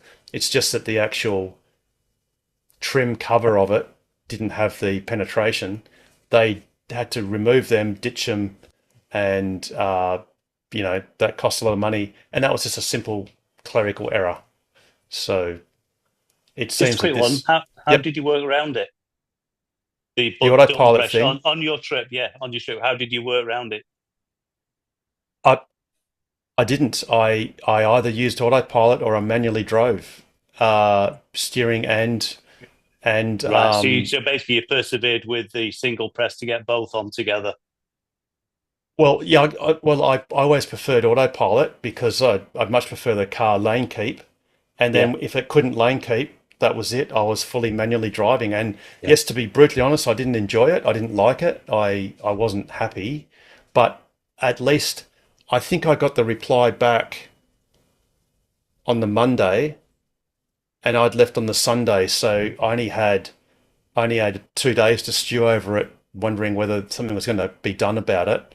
But once I knew that something was going to be done, then, well, you just have to accept it. And like I said, I had bigger fish to fry with my issues with the misaligned beams. auto high beams. That was much more pressing because I still have burnt into my memory hitting a cow at 110 k's an hour on low beams before auto high beams were even invented in Tesla.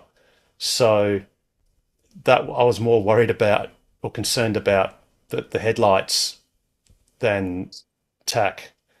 But yeah, like I said, it's a teething issue. It's something that'll go away, and it'll be fine. And yeah. Actually, Mark, now I should get to. you can go. Sorry, Pete. I was just going to say, technically, you can go between autopilot and tack. So if you're in autopilot already, as Harold has said, you can just go into the autopilot menu and turn autopilot off, and then you're on tack. If you want to go back to autopilot, you unfortunately have to pull over, put the car into park, and then put autopilot back on, and then you've got autopilot. But Pete, if I did that, my lap would have been 10 days and not 9, because I would have spent a whole day bringing the car to a stop, putting it in park, going to the menu. Not just the time, but the extra energy that would have cost you. Well, precisely. Well, to do it, if you're hypermiling, I would have basically had to just lift off the accelerator and come to a steady stop. So I'm basically regenerating most of that energy, and then do it. But not lift off the accelerator, but slowly start lifting off it. So that's right. Exactly. Mike, you've got your hand up. So let's see if my short-term memory works. So your comments about the new Junipers triggered some thoughts. I think you might have, as you do regularly, helped me understand my vehicle. So I got the 2022 3 long range. So Harold, you mentioned that when you go through this situation where your set cruise control or tack speed, autopilot speed is different from the observed speed, you can down press on the stalk. Yes, to align them. I didn't know that. Is that true for 2023? Do you reckon? Do you have a stalk? Do you have a gear stick? Yes. Yes, you can. Yes, that's exactly what you do. You do a full press down, but you got to hold it. You do a full press down, and it will then unify the set speed to the perceived speed limit. Yep. Okay. Cool. Up or down. So what I've been doing, and again, is this true, say on the Juniper, I presume on the Highland, when I see that situation, I hit the right scroll wheel hard and fast to make it go up in 5k increments. Yeah, that which is sort of about that doesn't unify it, that just increments it. Another way you can actually unify it is to press on the coloured speed limit symbol on your screen. And that will I also match it manually, if you know what I'm saying. Yes, that's right. Yes. But if you want to unify it completely, right. You can tap on the speed limit symbol, the coloured one, not the grayed out one. The coloured. Yeah, I try. If I'm going along, I try not to play with the screen. because I can't Okay. see it half the time anyway. But yes. Oh, so that's that question. Yep. Oh, go on. Oh no, another thing just reminded me. When I got on the Eastern Seaboard, I decided to purchase Enhanced Autopilot. I wasn't going to go the whole hog on FSD because it was 10 grand. So, and I actually recorded the process on my phone, which didn't take very long. And I'm not going to admit that I was doing it down the Pacific Highway. But pro tip, if you do buy FSD or Enhanced Autopilot, make sure your car is parked and not in motion. Because if it's in motion, it will not become enabled on your car once you've bought it. So what I did was I rang Tesla Roadside Assist and pressed menu item number 7 or something because I got a lot of items. Please don't do the one where it says, you know, you're stranded or something. I think the one I did was just a service issue or a car issue or something. Anyway, what I had to do was bring the car to a stop, have the car on Wi-Fi, which was no problem, and then the person on the phone did what he called, he said the car needed to converge with the system. So it basically sent out a request through Wi-Fi, and then the screen did the control screen did a reboot, and then the car had Enhanced Autopilot. And had I bought FSD, it would have had that as well. So just a pro tip, if you are buying it, say if you're a passenger in the car and someone's driving it for you, just bring the car to a stop and also put it on Wi-Fi. So do it at home. Or if you want to buy FSD or Enhanced Autopilot, when you get your car delivered, you can do it at the delivery center. Once you've accepted delivery, just sit in your car because there is Wi-Fi, then you can buy it. Then it will be enabled immediately. I did it at home on Wi-Fi, and literally it was almost instant. So yep. As soon as I pressed on the app and paid for it, within 2 or 3 seconds, the screen went black, yep. The Tesla logo, and 10, 20 seconds later, I had it. That's right. Mike, you were going to say something else. Quickest way to spend 10 grand on your cricket. I got the further questions on that you made me think. So on my current 3, on the right stalk, if you long press the button that's on the end of the stalk, it puts it into park mode. And call me conservative, I always like to do that if I'm on a decent slope, even though the car's in hold or something, right? Now, I presume that function is now on the screen in the newer vehicles that don't have stalks. Correct. Yes, and like I said, I personally find it difficult to put it in park because it seems to want to go past park and go to the opposite direction. So I mean the park brake, you know, the little on the 22 one, you can take your seatbelt off. It sits in park mode, but it won't necessarily put the park brake on. The little red P symbol that's separate from the gear. Yeah, okay. thing. I haven't looked at that on the Juniper.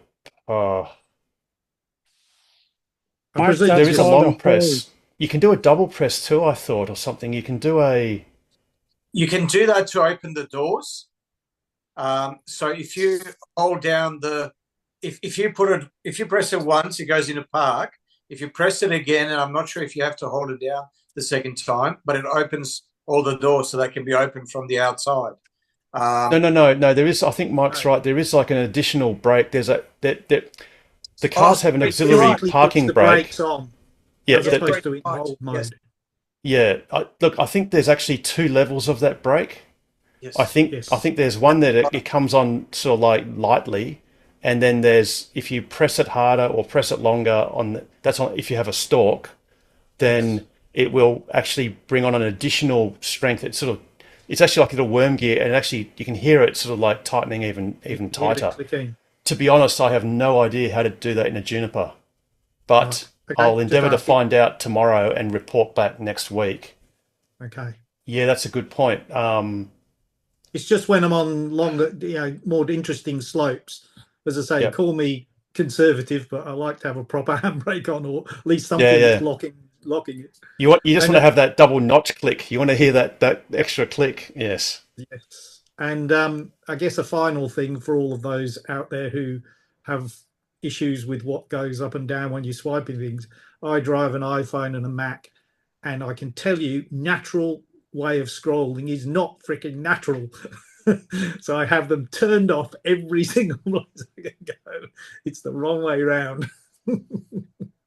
Yes. Well, when you're dragging a scroll bar, as you drag it up, the page goes down, Yep. and it's Anyway, that's me done. very good. Harold, Harold, with the Yes, old Model Norm. 3, it used to be called hold when you just stop, and when you press the button or press it twice, it goes into park. But on the Highland, of course, it's automated. And the other Yes. thing I was going to mention, when instead of swiping down to go into park, you just press and hold the P, and it goes into park on the Highland and probably on the Model Y. Yeah. Oh, yeah. Okay. So yeah, you just got to try and aim for the P in the center. I'm Yes. pretty Just sure hold. I've tried to do that, but I just haven't had a lot of success. And like I said, as soon as I found out that as soon as you unbuckle your seatbelt, which Yep. is the natural thing you want to do when you want to get out, it goes Yeah. into park immediately. Um, In my Yep. older Model Y, I used to That's just press the door open Yep. button, and that would also do the same. But I uh, don't know if my old Model Harold, Y would do it. it's not enough just to tap on the P. You've got to hold down on it Yeah.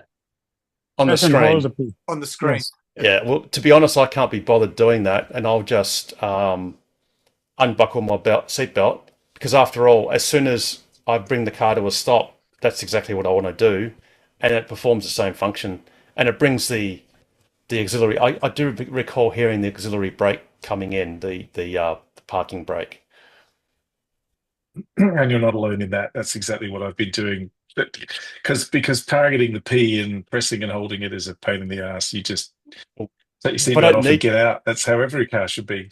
Yeah. That's right. I mean, as Elon would say, if you delete that part, a parallel to deleting a part is deleting a process. And if that process involves lifting my finger, I just won't bother. And the car should know what to do anyway, and it does. That's the good thing about it. One more thing I was going to mention, Harold, was with the old Model 3, if you didn't put the car in park with a red indication, it would have a sign there saying the car has been moved into park to prevent rollover. Yes, But now exactly. it's automatic. Yes. Yep, absolutely. Alrighty. Any other questions or comments towards the latter part of this awesome program? Yeah, Harold. I've actually got one. Mark, Oh, sorry. So, Yeah, yeah, go, 2 Mark. seconds, Mark. You go. Or go. Oh, okay, go, Mark, and then Ken straight after. Yeah, sure. It's somewhat related. I've got a 2022 Model 3. And one thing I've noticed is when I'm on autopilot, so not TAC, but autopilot, on the very rare occasion, the screen starts flashing blue, and I'm not necessarily seeing that. I'm looking outside the window, but I'm not hearing any tone that goes off. And all of a sudden, I'm just getting disconnected, and I've got a strike against my name. And that's happened twice now on long distances, or semi-long distances like Northern or like coming up from up the freeway the other night. And I'm just wondering if anybody else has had that problem. Most of the time you'll get the beeps or the tones, but on the very rare occasion you don't. You are really at the behest of that flashing blue, which you may not necessarily see. And I'm just wondering if anybody else has had that problem. Yeah, so I think what you're with- describing is the problem is you get the blue flashing, the warning. It's just a slightly rhythmic sort of warning. Yep. You will actually get a beep. You'll get 2 loud beeps, but they're at the very end of that warning period. And if you're not lightning fast, and in fact the best way to overcome it is you need to safely yank on the steering wheel to disengage autopilot literally within milliseconds, well, hundreds of milliseconds, because a fraction of a second after that beep, you're struck out. Right, okay. So it is the first beeps that I'm hearing isn't necessarily the disconnection. It's the That's warning. the last right warning. at the very That's the end. one and last warning. That's the only audible warning you get. And the Yeah, next one you'll because get is that screeching where it says it's disconnecting. yeah, because I mean, under normal circumstances, the most of the time, the audible warning is actually coming through fairly early. But just on occasion, I'm just not hearing it. No. So It's with okay. the Oh, the sorry, John, Paul. Yeah, 2 seconds. you know, Yeah, with the so latest, that update where if you got your accelerator, when you're in autopilot and you're pressing the accelerator, yeah, but No, that's it'll something it's not be. different, that. Paul. I'm not. No, I'm that's not that. pressing the accelerator. Yeah. Oh, So okay, because so I had so that the other day. so what you were describing Okay. before was the noise that you heard, the beeping you heard previously, and in my opinion, that's very rude. But it's obviously something that the Oh, NTS, yes. NHS, HTS. yeah, whatever that American Mm. Yeah, highway, NHTSA. Yeah. NHTSA. What they've obviously made Tesla do is when you first turn on autopilot, so when you first enable it, if for whatever reason the car doesn't detect any torque on the steering wheel at within about a few seconds, it's about 5 seconds later after you've enabled autopilot, you get this, which in my opinion is a rather impertinent and rude double beep. You Yeah. get this, and it's like, leave me alone. My hands are on the steering wheel. Just because you haven't perceived the torque isn't my Yeah. problem. But it very rudely gives you that two very urgent sort of Yeah. beeps. And I But get that's that only on most occasions, but there's been a couple of occasions when I haven't received it at all, and then no. I'm suddenly struck out. Yes, but that's because you actually your hands were probably on the steering wheel anyway. Now that's another little thing. A little pro tip is some people think that you've got to grip the steering wheel hard, like with your fingers. It's nothing to do with the grip. It's the perceived difference in torque between the position the steering wheel's in and the way your hand is holding it. Yeah. It needs about 200 grams of force Yeah. to detect that there's a hand present. But the problem is that it's not giving me the warning to actually provide the torque to be able to No, so the to warning was override the nag. always, that's right. Yeah. So the warning was always visual initially because it's expecting, although it's kind of doesn't make sense, but it does a visual warning and then it will escalate at the very last moment to a desperate warning tone. This is in normal function. But like I said, when you first put on autopilot, and this is a fairly new development, you'll get this impertinent double beep very early on if it doesn't detect the initial. What I'm saying is that it doesn't appear that I'm actually getting that double beep, No, that you will. urgent No. one. Yes, you do. And No, then, no, and then trust I'm me. going straight to a strike. So if I may, Mark, you're not alone. I think newer versions of the software have removed a lot of the audible tones. I've Yes. noticed that as well. So where previously you would get audible warnings along with the flash, they have now been removed. So you're not alone. I've noticed that too. Yeah, okay. No worries. I just wanted to make sure I wasn't going mad. I have reported it to Tesla, and I've got a service request in with them. So hopefully they can sort it out for everybody. Your strike evaporates after a week or two. That's of right. no, yeah. So It's just annoying that you've actually got to put the car into park and then go again, just so that you can get your autopilot back. All right. Oh, cool. the other thing too is be careful of your cabin camera. That's the other way you can get a strike is if you are. And is James Maitland in the room? No, he's left the room. So he really got bent over when he went across the Nullarbor because he was intently looking in his side view mirror at, I think, someone who was looking like they were going to overtake him or something like that. That it was drawing his attention for safety reasons. But of course, the camera didn't perceive him looking forwards and ended up striking him out. And he was struck out and had to do the whole return trip across the Nullarbor manual driving because Tesla was unprepared at that time to delete his strikes. So he had to resort, rather than using the safety features of autopilot, which are indisputable, he had to manually drive across the Nullarbor. So, so it's not just the steering wheel. In fact, the camera strikes are much more severe and very rapid onset. For example, if you hold something to your head that looks anything like one of these, you'll get struck out very quickly, very quickly. And please don't ask me why I know, but you don't even get warning beeps. You're basically struck out. So that's with the cabin camera, and I don't recommend that you cover up the cabin camera, even though that will prevent those sort of strikes. But I definitely do not recommend you cover yours up. Yeah, no, this is all about the steering wheel and torque, so it's not going to be the camera that's the issue in this particular case. So no, that's good. I'll take that up with Tesla when I see them. Thanks very much, guys. Oh, Colin. I was just going to say, Harold, I had a look in the Juniper user manual for how to do the part brake, and I put it in the chat, a screenshot of how you do it. Oh, very good. And Chuck, I'm going to get to you in a second. Okay, so engage the control safety, press brake pedal, and then touch park brake. Or it seems you just hold the P and it will put the park brake on. Right, yes. The second bit says you can do that. So that sounds like the easier way of doing it. Yeah, and like I said, I'm a slacker. Sorry, I didn't realize I had didn't have the screen up. So I'm a slacker, and I just unclick my seatbelt. But yeah, no, very good. Very good. Now, Chuck, I've got a video for you.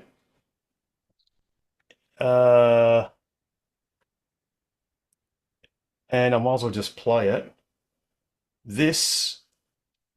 I just caught it. This was just as I plugged my car into the NRMA Nullarbor Tritium fast DC charger.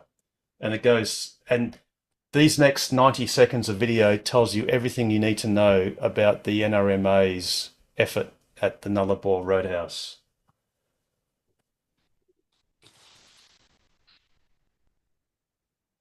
I literally just plugged it in seconds ago. Starts ramping up. Only gets to 40 kilowatts.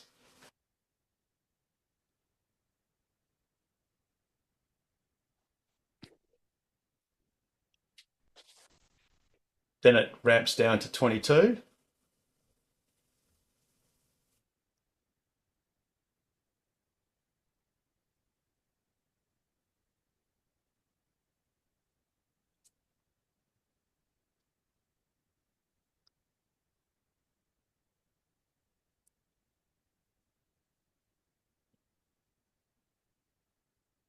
Actually, 90 seconds is a very long time when you're watching it. But then it will ramp up to 40, goes back up to 40 kilowatts. And I thought, okay, well, that's going to stabilize, so that's pretty cool. And bearing in mind, we're only 1 minute into the session. And then it goes to 9.5 kilowatts. And that's basically where it stays. So unlike my previous lap where it had delivered about 12 kilowatt hours before it decided to crap itself, this charger only took less than 90 seconds to initially deliver 40 kilowatts twice and then revert back to 9.5 kilowatts, which just demonstrates that nothing's changing. Well, water the fan. Last time I was at Nullarbor Roadhouse, I was charging at 11 kilowatts. So I suppose it's an improvement. Not really, but you're paying more. But apparently the El Dunda site has been refurbished and now produces 80 kilowatts, which is a big improvement. So, and I think Hunter said they were, was it Cinexcel units? I think they were a different brand. Yes. Yep. It looks like they've basically just retrofitted. They've kept the canopy all the same and they've just replaced the central electronics. Yeah. So unfortunately for that lap, and of course, I have got that video. The Queensland Electric Superhighway, for all intents and purposes, the Queensland government and Eureka have basically abandoned that highway. I believe they literally could not give a rat's about it anymore. I have got a video that I took. If I can just expand it, This is what you've got to do at Richmond, even though it's a cold, blustery day. Oh, sorry. Press play. Oh, press play. Got a cup of water and just chucking it into the grill for the battery, for the radiator. And of course, it was cold. Sorry? Is that to cool it down or something? To cool it down. So that was just that's my coffee cup. And because what happened was there were 2 lengths of hose up the hill on this corner property, and I had to go to the hardware store last lap and buy one of those universal joiners, the double male joiner. Yeah. But that joiner went missing, and because the heat content of water is a lot greater than air, you actually need a surprisingly little amount of water to splash onto the coil of the radiator, because basically at the bottom of the tritium, that is effectively like a car radiator, and it actually has a 12-volt electric car fan on this side.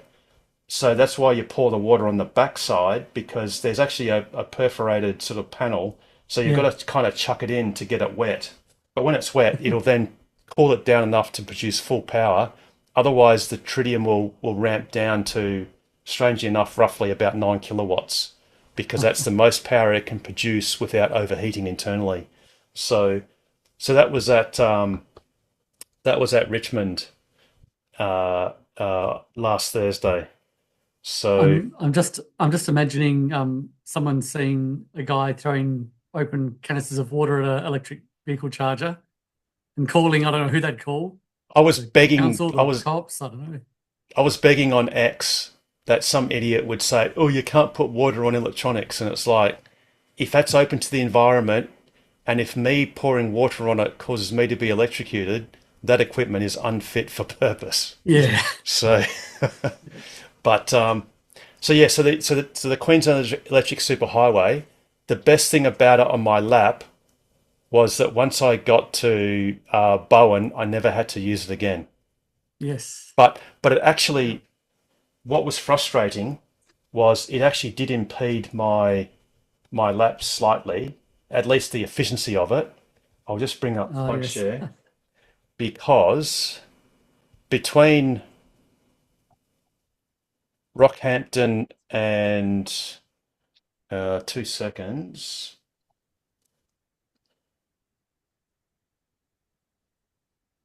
Rightio.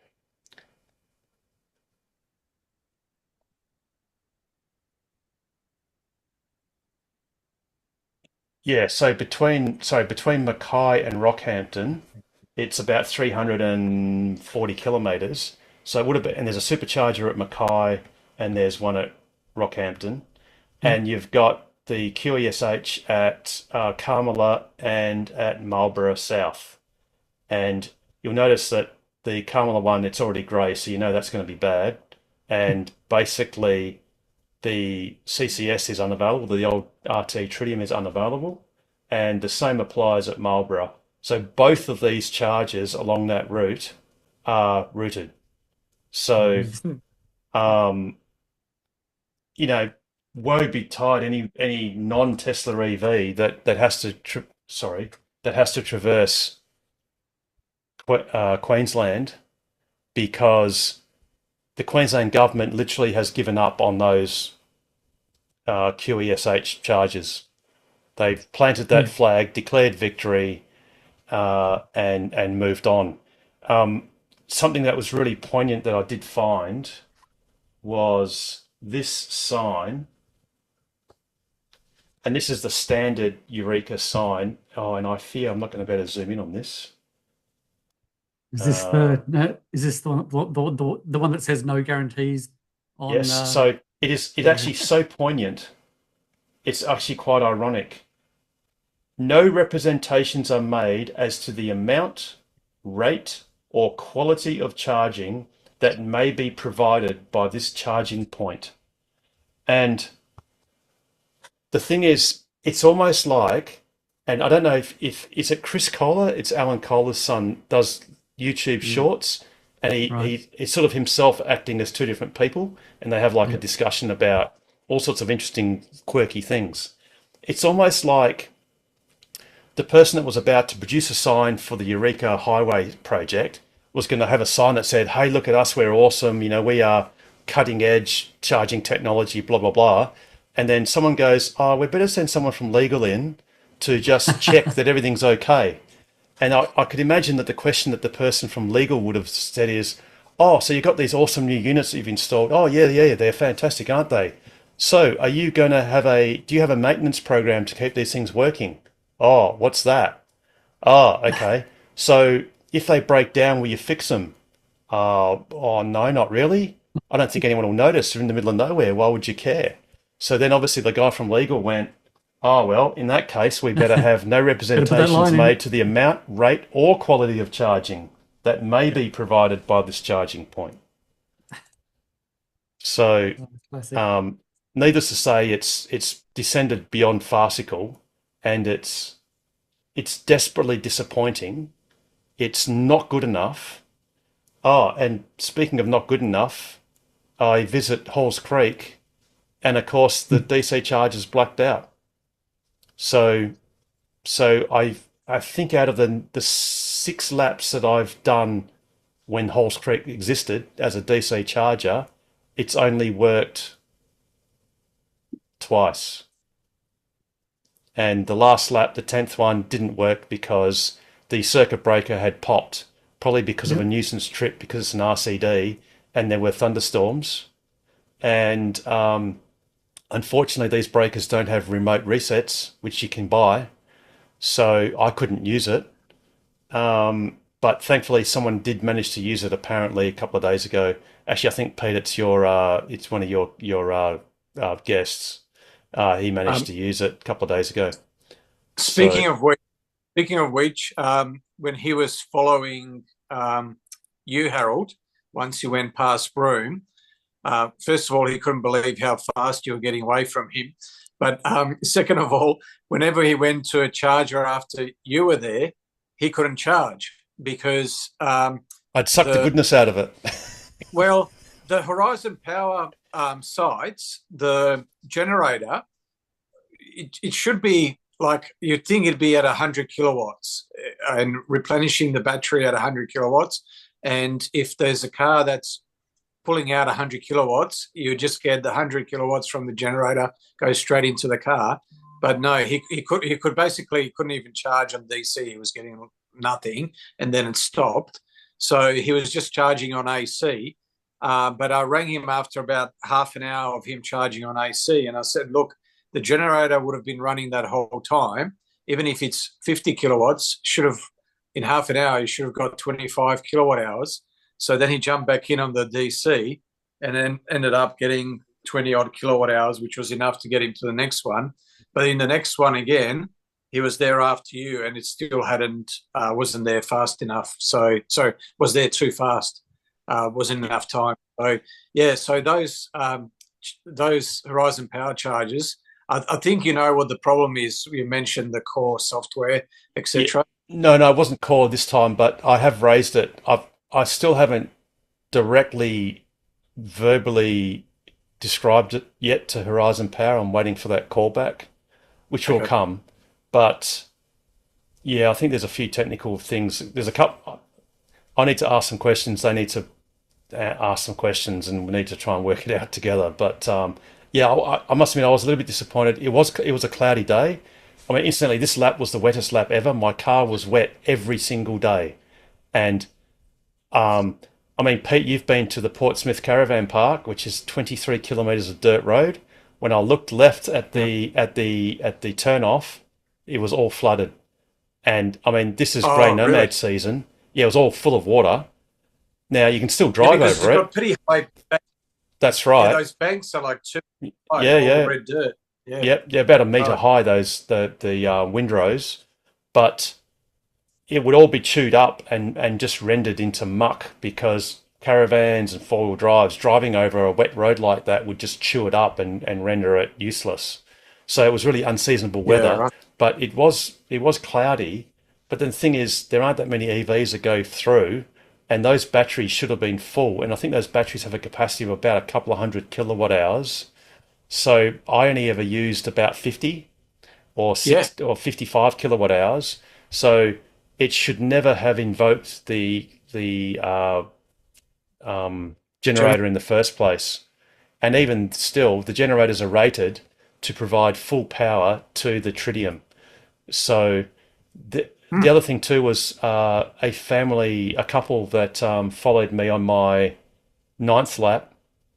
I met up with them at Baladonia a week and a half ago. They went on to Exmouth. They used a Manilya turn-off charger successfully, as did I on my 10th lap. The next day or the 2 days later when they returned back through Manilya, that system failed altogether, and there was no power. And they have a little emergency push button that you can turn the generator on. That didn't work after two attempts. So, yeah, suffice to say, these charging networks have got a bit of work to do before they're working properly. So there should have been 2 reasons why he should have been able to charge after you. Number one, the battery capacity should have been large enough for you to suck out 50 kilowatt hours, and there should have been 150 kilowatt hours left for him. And even if the battery was down to 0, the generator power should have been enough to supply. That's what it's designed for. The tritium for him to charge even with the battery at 0. So it failed twice. That's correct.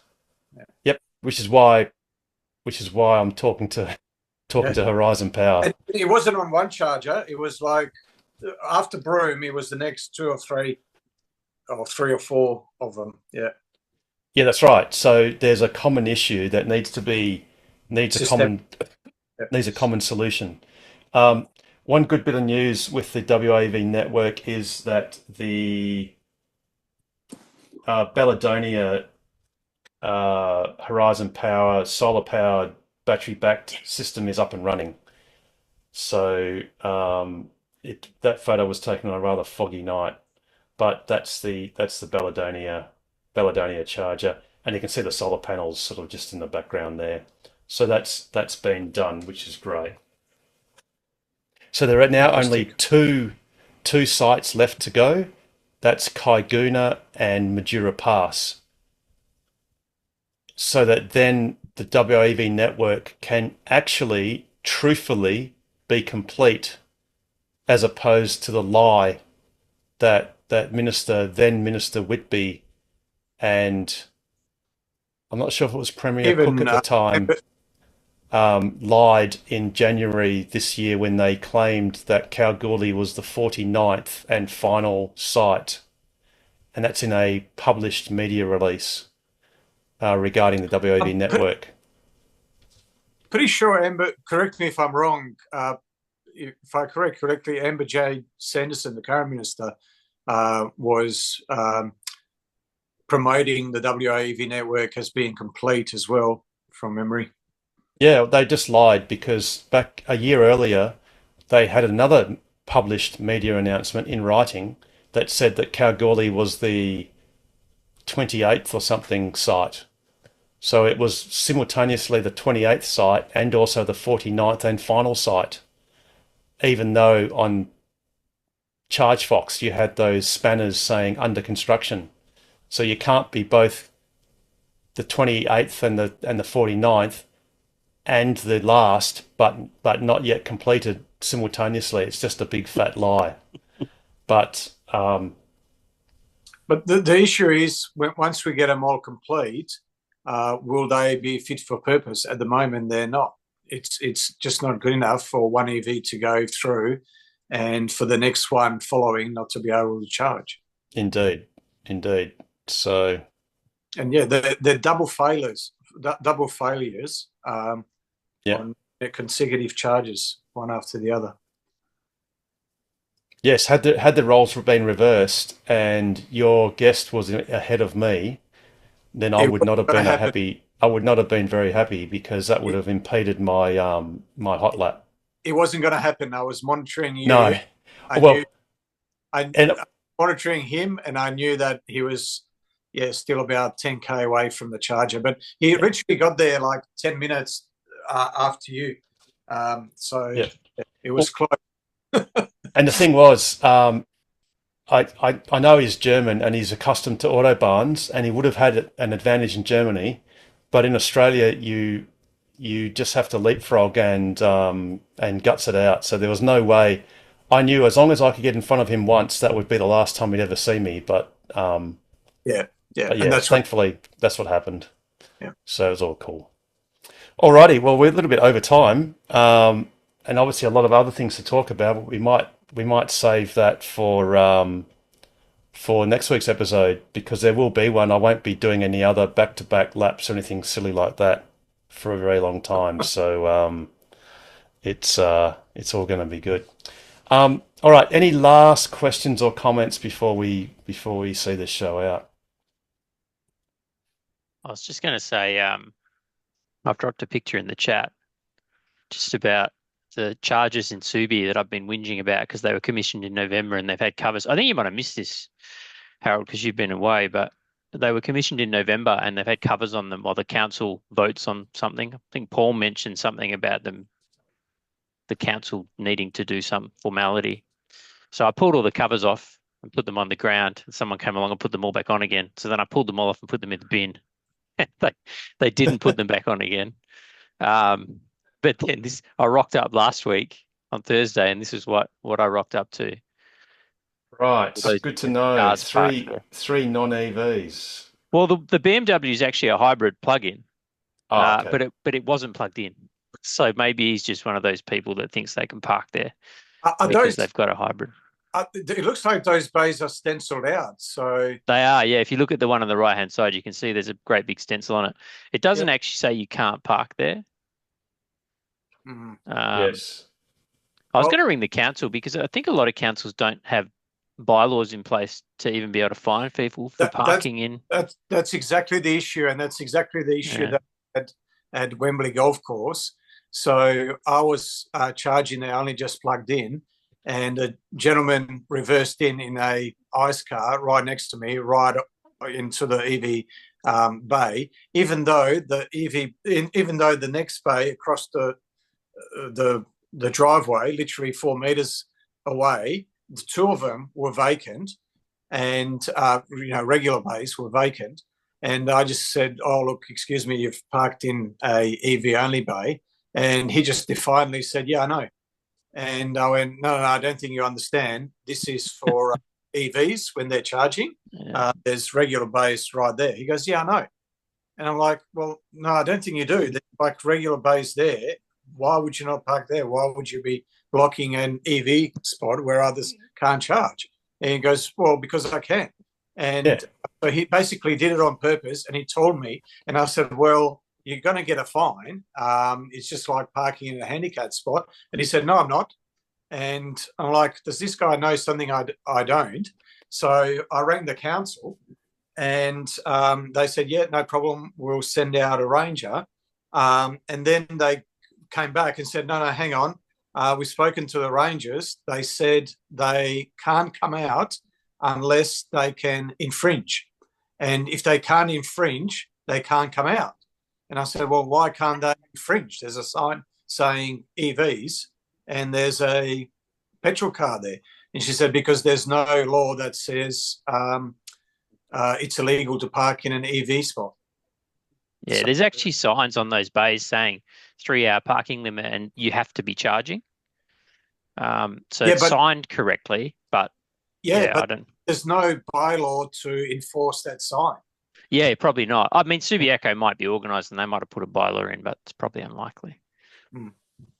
So, but I would have thought that, any signage that you have that's put up by the council, there should be some sort of an overriding, like a global bylaw that says that you need to abide by official signs. And not abiding by them, you're breaking, you open yourself up to being infringed. It's probably more the way the bylaws are written is very specific to use cases, and not generic, and that means every time they have a new use case, they have to write a new law or bylaw. I don't know. It's my assumption. But anyway, it's pretty frustrating to see Absolutely. I mean, the chargers are lit up like Christmas trees. Like, it's pretty obvious that it's a charger spot, and then you've just got people pulling in and parking there. Yeah. The reason, one of the other reasons why people park there is because they get conditioned to parking there, because the stenciling goes in first, then the charger gets put on, then 6 months later, the charger gets commissioned, and then 3 months later, the covers get taken off. So for 9 months, agreed. You know, people have been conditioned that it's okay to park there because those chargers aren't working. It's like at the airport, they've got that United petrol station at the Terminal 1 long-term car park near there. And for, I think it's coming up to about 2.5 years, there's been 4 bays that are stenciled with no charges. So for, 2.5 years, people have been parking there. They've been conditioned to park in there because there's no EV chargers. They've been conditioned to ignoring the stenciling on the ground. Yeah, I mean, it's pretty disappointing given, as I said, they were commissioned in November. And I just pulled a cover off one day because I could see the light was on the top, and I was just like, I'm just going to plug this in and have a look. So I pulled the cover off. It had the Charge Hub on it. I downloaded the app saying they were all online.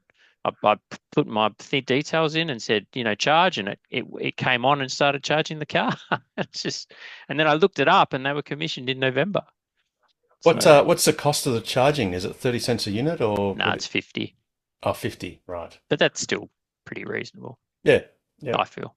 Especially if you're trying to recover some of the infrastructure costs. Yes, Paul absolutely. was saying it's got something to do, those have got something to do with Subiaco fleet vehicles. And potentially one of the reasons why they hadn't activated them yet was because they were still trying to work out how they were going to charge their council cars. But I mean, look, it's on Charge Hub, right? So why not just let people use them while they work that out? It's just ridiculous. Precisely. But anyway, they're available now. Very good. Colin, you got your hand up. Yeah, I just popped something into the chat. I just wanted to flag if anyone's waiting for the new battery rebates, the home battery rebates to kick in from 1st of July, there was a pretty big change to the state rebate on Tuesday. So if anyone's holding out for that and you haven't heard about it yet, have a look at the links or just Google it. They've cut the state rebate from 500 a kilowatt hour to 130, but they've increased the number by 5 times. So Amber Jade Sanderson lied about this today, actually, on the TV, where she said, oh, no, the rebate's still $5,000 each, except we've now spread it over more households. So it's not $5,000 anymore. Maybe if you own 5 houses, they've made it's it still so that 5,000. the combined state and federal rebates are the same as what the state rebate was going to be on its own. Isn't that funny? Isn't that funny that a state instrumentality would adjust down its discount so that it can consume the discount offered by someone else? How remarkable. Yeah, so have a look if you've been holding out for that, because it might change the it definitely changes the economics and might change the decision you make. Yeah, absolutely, because it'll worsen the economics. It'll not be as sweet, or you might have to purchase one of the cheaper versions of batteries rather than one of the more premium setups. You might go a smaller one, just go one less module or something if that's where you were. It's a bit shit for installers as well, because a lot of people have been holding out, so they've not been getting business. And now those people that have been holding out are maybe not going ahead at all. So it's terrible for the industry. I mean, it goes both ways. There's now 100,000 rebates instead of 19,000, so that will be more sustained business for all the installers. But it won't be the flood. It was an absolute no-brainer. But if you were going to get both on top of each other for just about anyone to get a pretty big battery, whereas now it's going to be more borderline for a lot of people, which means it'll slow everything down, which is probably a good thing. Otherwise, it was going to be a flood in the next, 6 months. So what's ridiculous is that the scheme was to begin from the 1st of July. And so people that have been waiting till the 1st of July to put their orders in have now been punished as a result of not jumping the gun and doing what the state government actually wanted them to do. So the people that actually did the right thing have been punished. How do you mean? Well, so because the scheme wasn't to begin till the 1st of July. Yeah. So so the scheme hasn't even begun as yet because it's not the 1st of July. So people that have already put in orders with the with installers and have said, okay, this is my order. It's subject to me getting the rebate. $4,000, the rebate. Those people, if they end up getting the rebate, would have been awarded for jumping the gun. And those people who did the right thing and waited till the 1st of July will miss out. But they'll all get the same rebate, and there's now 5 times as many, so you're less likely to miss out altogether. Yeah, so rather than, because the state government promised $5,000, rather than adding the federal government discount as well on top of the 5,000, it's just become the same 5,000, which means that the federal government rebate has a zero net effect, except in benefiting the West Australian government. Or if you go above 10 kilowatt hours, you still get the feds above that as well. So there's some other tweaks to it, but yeah, if you've been holding out on it, or like me, you've been talking to your installer and trying to figure out solutions, everything changed a bit on Tuesday. So well, a lot of installers have accepted orders, and they've actually accepted the fact that the client will be eligible for the state rebate at the announced level. And so there's clients that can now hold their installers to what they've been promised. But it's not it's beyond the installer's control that the client's now going to have to pay more. Yeah. But that's why you don't jump the gun on these things. When the website says nothing's been decided, there's no list of what's eligible or who's eligible or anything, don't do anything yet. That's why you don't. Yeah, but it was so stupidly executed. Why announce? Well, I know why announce it before the election, for the obvious reason, the election. But with complete disregard for the industry, because the industry came to a complete halt. Because even people installing solar held off because they said, well, we'll get a battery at the same time. We'll get an AC coupled battery. We don't have to buy 2 inverters. We'll save a few $1,000s. The installer won't have to come out twice to do the whole thing twice. So they held off. So the installers have had nothing to do since the elections, and have been hoping and speaking to their banks and their investors, saying, well, come 1st of July, we're going to get most of it back, because everyone that's held off would have just been waiting until the 1st of July. And a lot of people are now going to go, well, I was promised $9,000 off a Powerwall, 5 from the feds and 4 from the state. And, now I'm not going to get anywhere near that. And now I'm going to have to pay an extra $2,500. I don't think I'll go ahead with it. So, it's tough though. Like how else can you do an election commitment though? Like you have to announce it before the election, and you can't start it until you're elected. And but that's what they should have done. They should have started it the day after they got elected, or the week after. They should have said, we'll implement it within our first 10 days of being back in power, rather than saying, we promise it today and we'll promise it for 4 months in the future. Because that just hollows out. That there were installers that had battery jobs and solar jobs scheduled that week, and they all got cancelled. Rightly so, because you're going to wait until July to get your juicy $5,000 discount. It absolutely upended the whole industry overnight. Good idea, but you couldn't have executed it any worse. You've got to do like they do for budgets. On budget night, when they implement a plan, announce a plan, it gets invoked that hour, like at 11 p.m. that day, so that no one can dodge around it, particularly if it's got to do with revenue or whatever, or a tax move.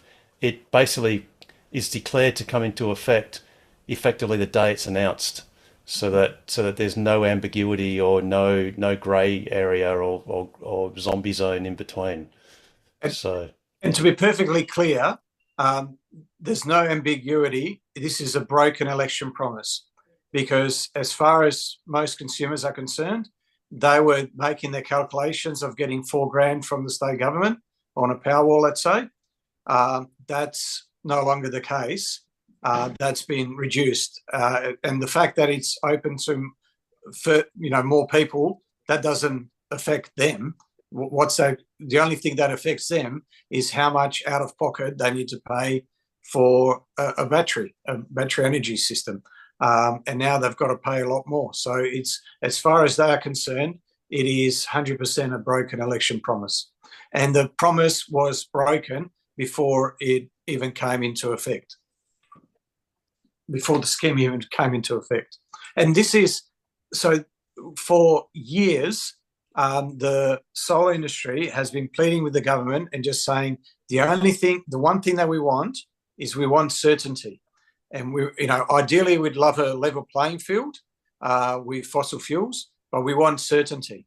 So then the government said, okay, we're going to give you these renewable energy certificates. It's going to be there over 7 years. You're going to get this much over the first year, then this much over the second year, and then it will start reducing from the third, fourth, and fifth year. 6 months. So the industry, so they said, okay, you wanted certainty. Here's your certainty for the next 7 years. 6 months later, they scrapped the first year completely, and then half the second year. So there's your certainty, and then 6 months later they changed it. So and once again, out of nowhere, I mean, election promise. Okay, you're going to get battery incentives, and before the scheme even comes into place, they more than half it. All right, on that happy note, are there any last questions or comments before we see the show out? No, I think we're all good. Alrighty, in that case, Pete, how would you round out an awesome show like this, as if I didn't already know? As always, stay safe, stay sustainable, stay home for a little while longer now, Harold. Stay ahead of the curve. Well, the good news is no more road trips, no more laps until November. And the best way to do that is buy a Tesla, join TOCWA, and ask us anything about accelerating the world's transition to sustainable energy and abundance. Have a wonderful week, everyone, and I really do look forward, for a change, to seeing you on next week's TOCWA's Ask Us Anything. Good night, everyone. Cheers, guys.